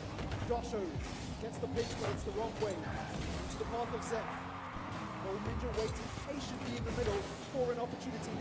Eventually it does drop to him, but can't get it towards the net. This is good pressure for Bird though, because they're eating away the clock, and a good shot. It's just agonizingly close to going over the line, but it isn't meant to be. 2-goal lead. Oh, Ooh, there it is. Well, finally 3-goal lead? Yeah. And you know what I love here? Every teammate of Bird have had a chance to score here. We've seen a goal from Gold Ninja. We saw a goal from Josho. And now we see a goal from Zeph, who's now everyone having a crack, getting themselves onto the scoreboard. And yeah, we're not going to have a sweep by all accounts unless Team Fusion have a blinder of a final minute. We are going to go to a game 4. Well, hope so. Looks so. As Team Fusion look to get this one out. Defunct now to the path of Teacher with a good redirect. It's not on target, but it will cause trouble. Pago does well to keep it up here and continues to chase. So that's some good work off the ball and almost causing troubles for the Bird defense. It's now into the path of Josho. He's going to go all the way by himself, and it's a magnificent move to close out what has been a dominant game. 19 seconds and some change, a 4-0 lead for the Birds. And it's been amazing to see Bird as a team leading. Sometimes if you haven't gotten in front and you've spent your entire series chasing, you don't know how to deal with the lead. Suddenly you have a lead, you're a bit shocked and surprised. Should we defend? We don't want to go to. They've handled their lead fantastically. They've put a large measure. They've kept control of the ball, possession of the ball, while looking for opportunities to score as Team Fusion started to push more. And just to put the exclamation mark on it, Zeph gets a second. Bird will have what in the end is a pretty dominating win, 5-0 to Bird. Good pass from Joshua and good catch from Zeph. And you know what I like? Clean sheet. I know people don't talk about them a lot in Rocket League, but I like a good old-fashioned clean sheet because it demonstrates a better defensive performance from them, in addition to what they were able to do at the other end. And I think that's a big part of winning these games. You cannot leak at the back. So the total shots for them is 12 there for Bird, and evenly split amongst the team. So yes, Joshua getting 5 of them, but his teammates also chipping in. Zeph obviously getting the MVP award, 3 goal contributions, a save as well on top of the shots. Overall, great performance, not just from the individuals, but from the collective. So we spoke about the team that goes 2 games in front. Yep. They've got the series in their hands. They get it. They relax a little. They get a bit lax. But we then often see if they lose that game, they then lock in game 5 or game 4 because they're like, hey guys, come on, surely we're not going to throw them. So that's what we're going to be looking at from Team Fusion, locking in and doing what they did in the first 2 games. So I'm going to be looking for them a very aggressive start right out from kickoff, and Bird need to be very aware of that. They're going to have to prepare for that and be ready for that and be ready to counter it. Well, that's absolutely spot on, and there's nothing I can really add to that, but It's going to be interesting to see how it plays out. We go to the Utopia Coliseum for game number 4. Again, the advantage is still firmly in the court of Team Fusion. They are still on match point. But for Bird, that mammoth total they needed to overcome, it's now looking a lot smaller. Still a difficult task, but it's a lot smaller nevertheless as we go into the next game here. And it's a good start again. Almost going in. Gold Ninja can't get the follow-up, but I like this from Bird. Winning the kickoff, being assertive, being aggressive, and unfortunately, the pause is going to disrupt yet another good start for them. And it is, well, it's from Team Fusion again, so clearly all the technical issues on their side, and it didn't work out too well for them in the last game, so hopefully it's not a long one, and they can get on their bicycle soon, because it can be, well, it is disruptive. We saw it was disruptive in that last game. Yep. And, but Bird taking it in their stride last game, coming out on top. So they might be delighting at this. Like, great, have all the technical issues you can. We'll just do our thing. We're cruising here. We got no problems. Yeah, and the sign of a team that's confident, it's not just them scoring a lot of goals, but it's the manner in which they're scoring. When they're threading passes almost effortlessly across the field, as if the other team doesn't exist, it is a big sign that they are in their element. And I think we saw that from Bird in the previous game. Whether or not we'll see that again after this technical issue has been resolved is a mystery to me. But I do think they should be proud of how they played in that game. Hopefully, for their sake and ours, if we get to a game 5, they continue that performance right till the end. All right, well, we spoke about the equation for Bird. It's win the next game, win the next game, win the one after that. They've done one of those. Yep. So they just got to do it again. It's nice and easy. Score one more goal than your opposition. Take it to game 5 on Champions Field. Do the same there. Team Fusion, though, still have the advantage. They are still the favorites here, but now they just got to close it out. Yep, they do indeed, and that's easier said than done from these winning positions. If they lose this game, you have to question what that will do to the mentality. In addition to the technical issues they've had to deal with, to now throw away a 2-0 lead in a series and bring it as close as a game 5 on Champions Field. On your first day, mind you, this isn't really even the big challenge. The big challenge is tomorrow. It can put a bit of a spanner in the works. So Team Fusion, again, I still expect them to close this out, but Bird are definitely There's always a but. There's always a but. And I think in this series there are plenty of buts. Yeah. After game 2, I was like, oh, I think Team Fusion closes out. But after seeing what happened in the last game, and it wasn't even a close game, a 5-0 win, that the mentality side of Rocket League, it is such a confidence game. Yep. And 5-0 damages your confidence. Even though if you're certain you can come back, there's, it kind of grinds at you, and you have to dispel that as early as possible in the game that follows. Yeah, absolutely. So still waiting on any updates on the technical issue. It is unfortunate, but this is what we've got to deal with. And hey, listen, technology is wonderful when it works. It just doesn't work all the time. So we deal with what we have to deal with. And when they're ready, we'll be ready, and we'll see. Well, one player's back in the lobby. That's good news. And the other is back in the lobby now as well. So hopefully we do get things underway soon. So speaking of the player who just joined, Yapego, how impressed have you been with his performance? I think we've seen moments where he has shown the levels that we expect from him. And also, more importantly, obviously Boy leaving this roster pretty recently. I think him coming in, there was always a big question mark about how he'd integrate into the team. I think he's done well. And look, I don't want to jinx it, but maybe he's finally found the permanent home. You know, Yapego's one of those players who's kind of interesting. He's always almost there. It's like, you know, he's been around a long time. He's had top 4 finishes. He's come close, then he's dropped off, and it's a little inconsistent. I think that's the perfect word, but we are underway here in our next game, and the technical issues seemingly have been resolved, so we can finally get the Rocket League underway as Gold Ninja here looks for an opportunity. Off the backboard, Joshua with a great touch to really produce a shot out of almost nothing there, but it's not enough. Zeph gets demoed. Gold Ninja has to be careful here, does well to get this one out, carries it all the way into the middle. So Yapego with the interception, trying to keep up that early pressure, but again, Bird with the first real opportunity. For me, it's quite simple here. I think the team that scores first is going to be the team that wins. And it's kind of been the flow of the series. And just given how it's gone, and we saw how well Bird play when they're in front. But we've also seen how they play when they're behind. It's a struggle. So I think Team Fusion, if they go ahead, they know how to stay ahead, and Bird are going to struggle. However, if Bird score first, we saw what they did last game. They just kept extending that lead and never looked threatened from that point. Absolutely. So 3 minutes, 44 seconds and counting to go on Rock League here. Bird looking to pull off the upset as it goes towards the orange net. Teacher knows that one calmly across. So his own half here and he looks to start the counter attack. The front now. Decides to back away, so Joshua will have all the time in the world to deal with this one. Good pass again. I like that from Bird. Stringing passes together to try to start these attacks. It's really, really encouraging to see. And it's almost eye candy. That's my personal favorite brand of Rocket League. Yes, the individual mechanics are great, but I love seeing good passing pace. And that almost worked out for them. The pass down, there's an open net now, but it's a 1v1. Teacher up against Zeph. Long distance flick. Zeph gets up to it and will push it to his corner. Oh, I'm not sure about that, but Gold Ninja is going to pick up the throw into the middle by Joshua, and he looks to follow it here off the backboard. Joshua's up, heading it toward the net, looking for the double. He finds the double, it's not on target. Gold Ninja can't find the loose ball, and Fusion will be able to carry it out. And it remains gridlocked. Goldness from either side as Joshua gets it into Gold Ninja, and that is a beautiful goal.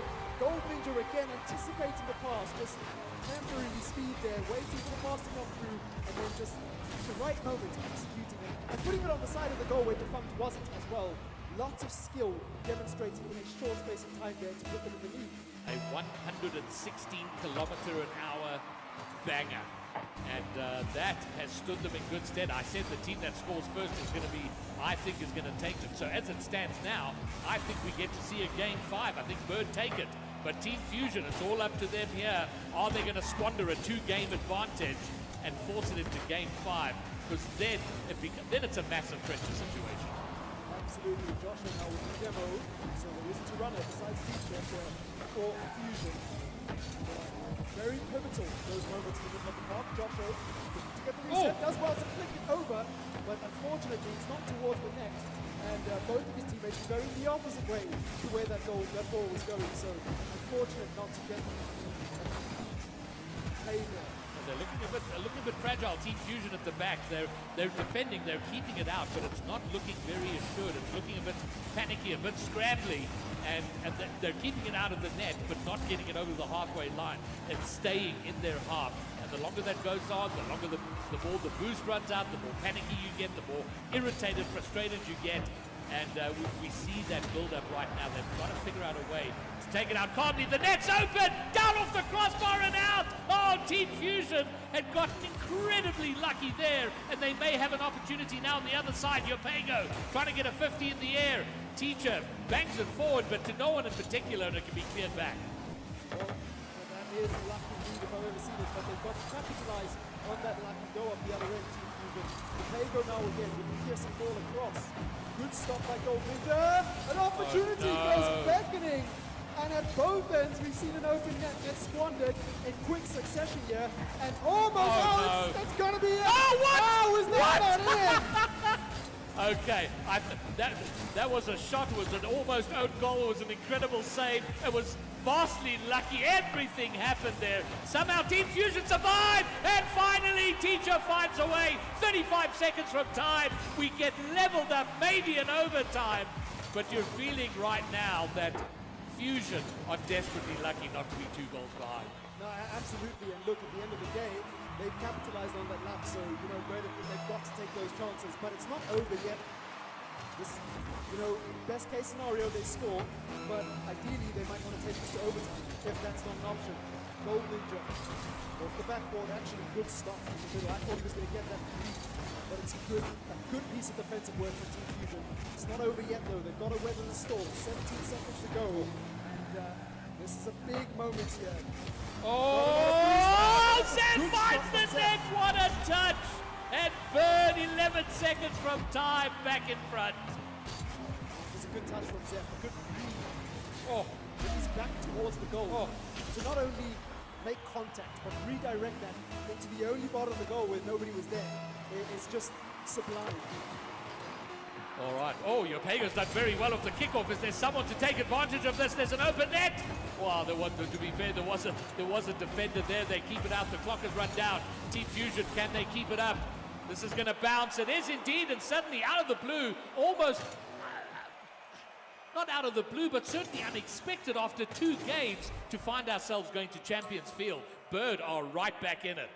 Yeah, and against the prediction again, look, Team Fusion could still win this, but I don't think we thought it was going to go to a game 5. We were hoping for it, but at least on my part, I didn't expect this to make it this far. So Bird really have defied expectation here, and they've demonstrated a lot of character to come back. Joshua with a big performance there, 6 shots alone.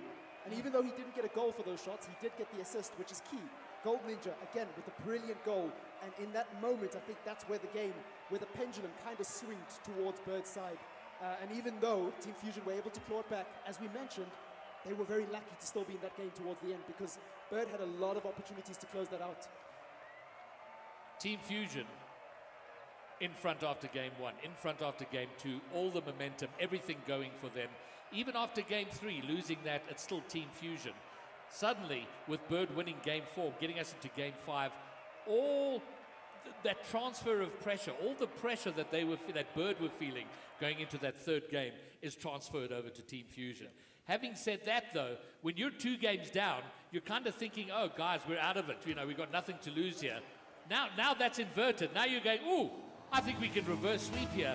Then you put weird pressure on yourself and you struggle. Well, is there any place more fitting to close off what has been a very entertaining series other than Champions Field? It is the big one, an opportunity for Fusion to rectify their mistake, but for Bird, a chance at redemption, a chance to defy expectation, a good start again. This time, Defunct tries to clear, but Gold Ninja does well to come across and keep it in the orange half. Again, winning the kickoff early on, Bird. I want to say, even though they got close to Fusion to scoring there, Bird had the first opportunity. All right, well, I think I'm going to go with what I said. It's nice and easy. Whoever scores first is going to take it. And it is Team Fusion with early pressure here. Can they make it count? We saw Bird struggle. Lots of opportunities without scoring. Game 1, Game 2. And now Team Fusion with the opportunities. No goal in the opening 45, but plenty time for them here. Teacher tries to control it. He makes a mistake. He allows Joshua in, and Joshua makes no mistake. And again, Gold Ninja with the redirect towards the net.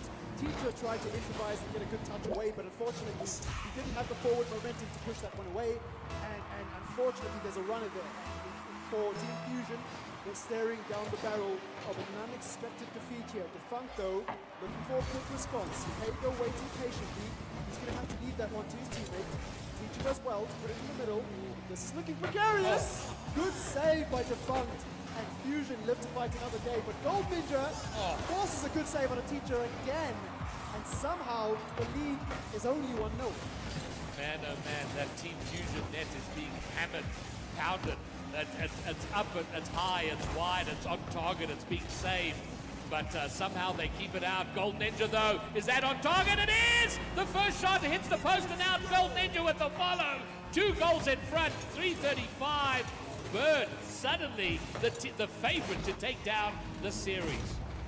Gold Ninja, that man again with another goal involvement. He really is turning up for Bird in a big way here at the VS Gaming Championship. And now for Team Fusion,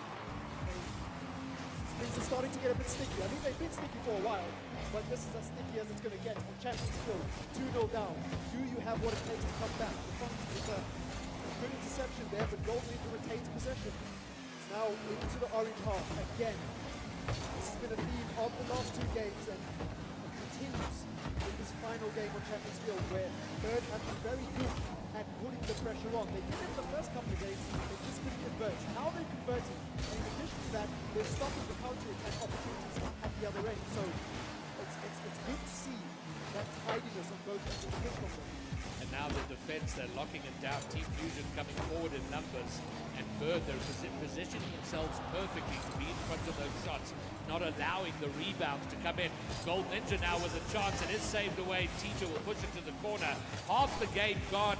Team Fusion, from looking golden at 2 games up, are now 2 goals down in the decider. Teacher does get one back, though.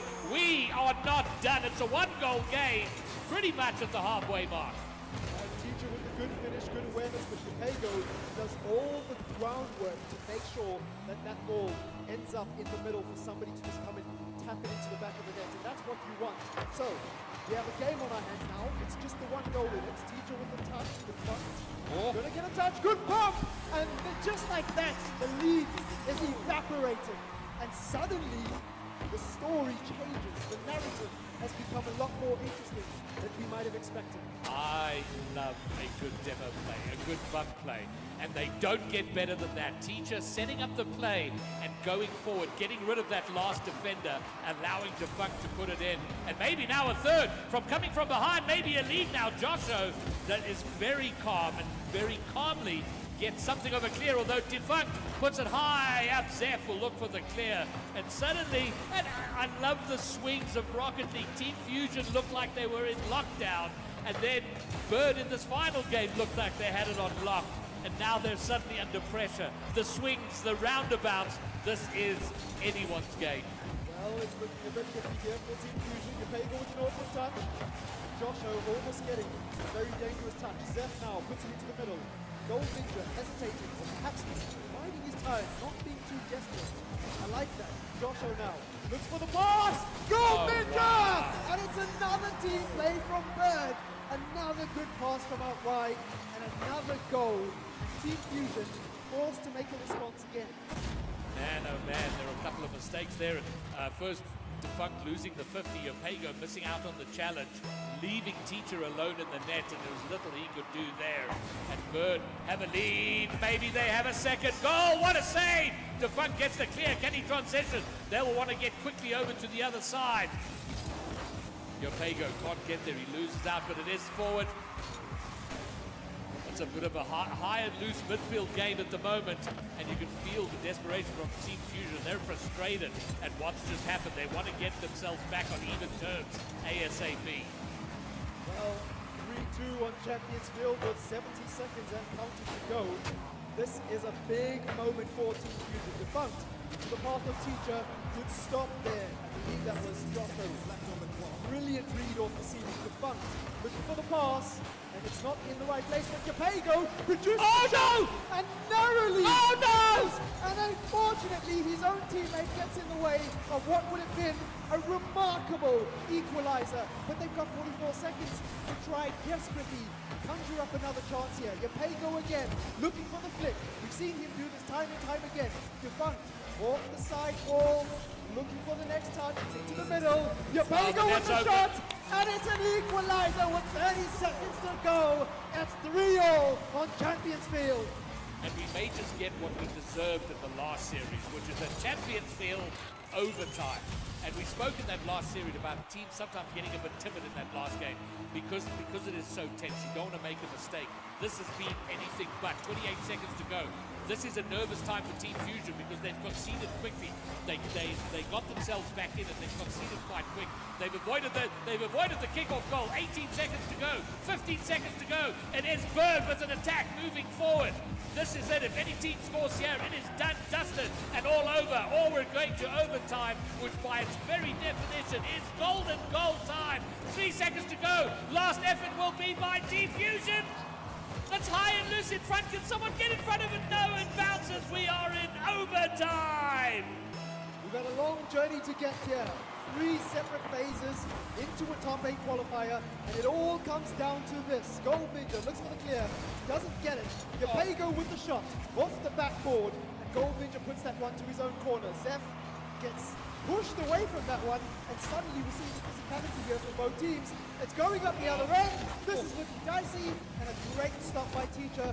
Great control as well to get the follow-up touch, and a cool head in a very high-pressure situation here. But it was the only bit of cool-headedness because right now it's frenetic. The demo! Defunct 33 seconds in will get the winner. What an outstanding series of Rocket League we've had. Not only did it go the distance, it went to overtime. Team Fusion did their best to throw it, but then somehow clutches it back 33 seconds into overtime. What a great series. Unlucky for Bird. Just outstanding Rocket League all round. It's a delectable medley of Rocket League splendor. We had drama, we had upsets, we had a glimmer of Bird pulling off the impossible. But in the end, Team Fusion proving the predictions to be right. Even though they made it difficult for themselves, they've done well to win this game. And look, this is the perfect way to end off the day. Listen, and I feel desperately, it's tough for Bird because they were done, dusted, they were out of it. They won the 2 games on the trot, forcing the game 5. 2 goals in front. I thought they had it locked down, that they did not look under threat. And then they conceded, and then they go ahead again. It was their game to win. It was so close. But in the end, Team Fusion digging deep to find the win. They will go through tomorrow. And thank goodness for the army of Bro fans who will be here tomorrow. They were nearly here for nobody, but they will be here to support their team. And that does, Triple M, bring us to the end of the day. We've had an excellent day. 3 quarterfinals. We had a forfeit in the first round. But our semi-finals tomorrow will be XD versus Unity Gaming and Team Fusion against WRG. All to play for tomorrow. All games tomorrow are best of 7. So we have the 2 semi-finals. Then we have the high school final. Then we'll have the 3rd, 4th playoff for the VS Champs. And then the grand final. All best of 7s. A long day of Rocket League tomorrow. But until then, that'll be all from myself, Greybeard, and... Triple M. Well done, Triple M. That was a bit delayed.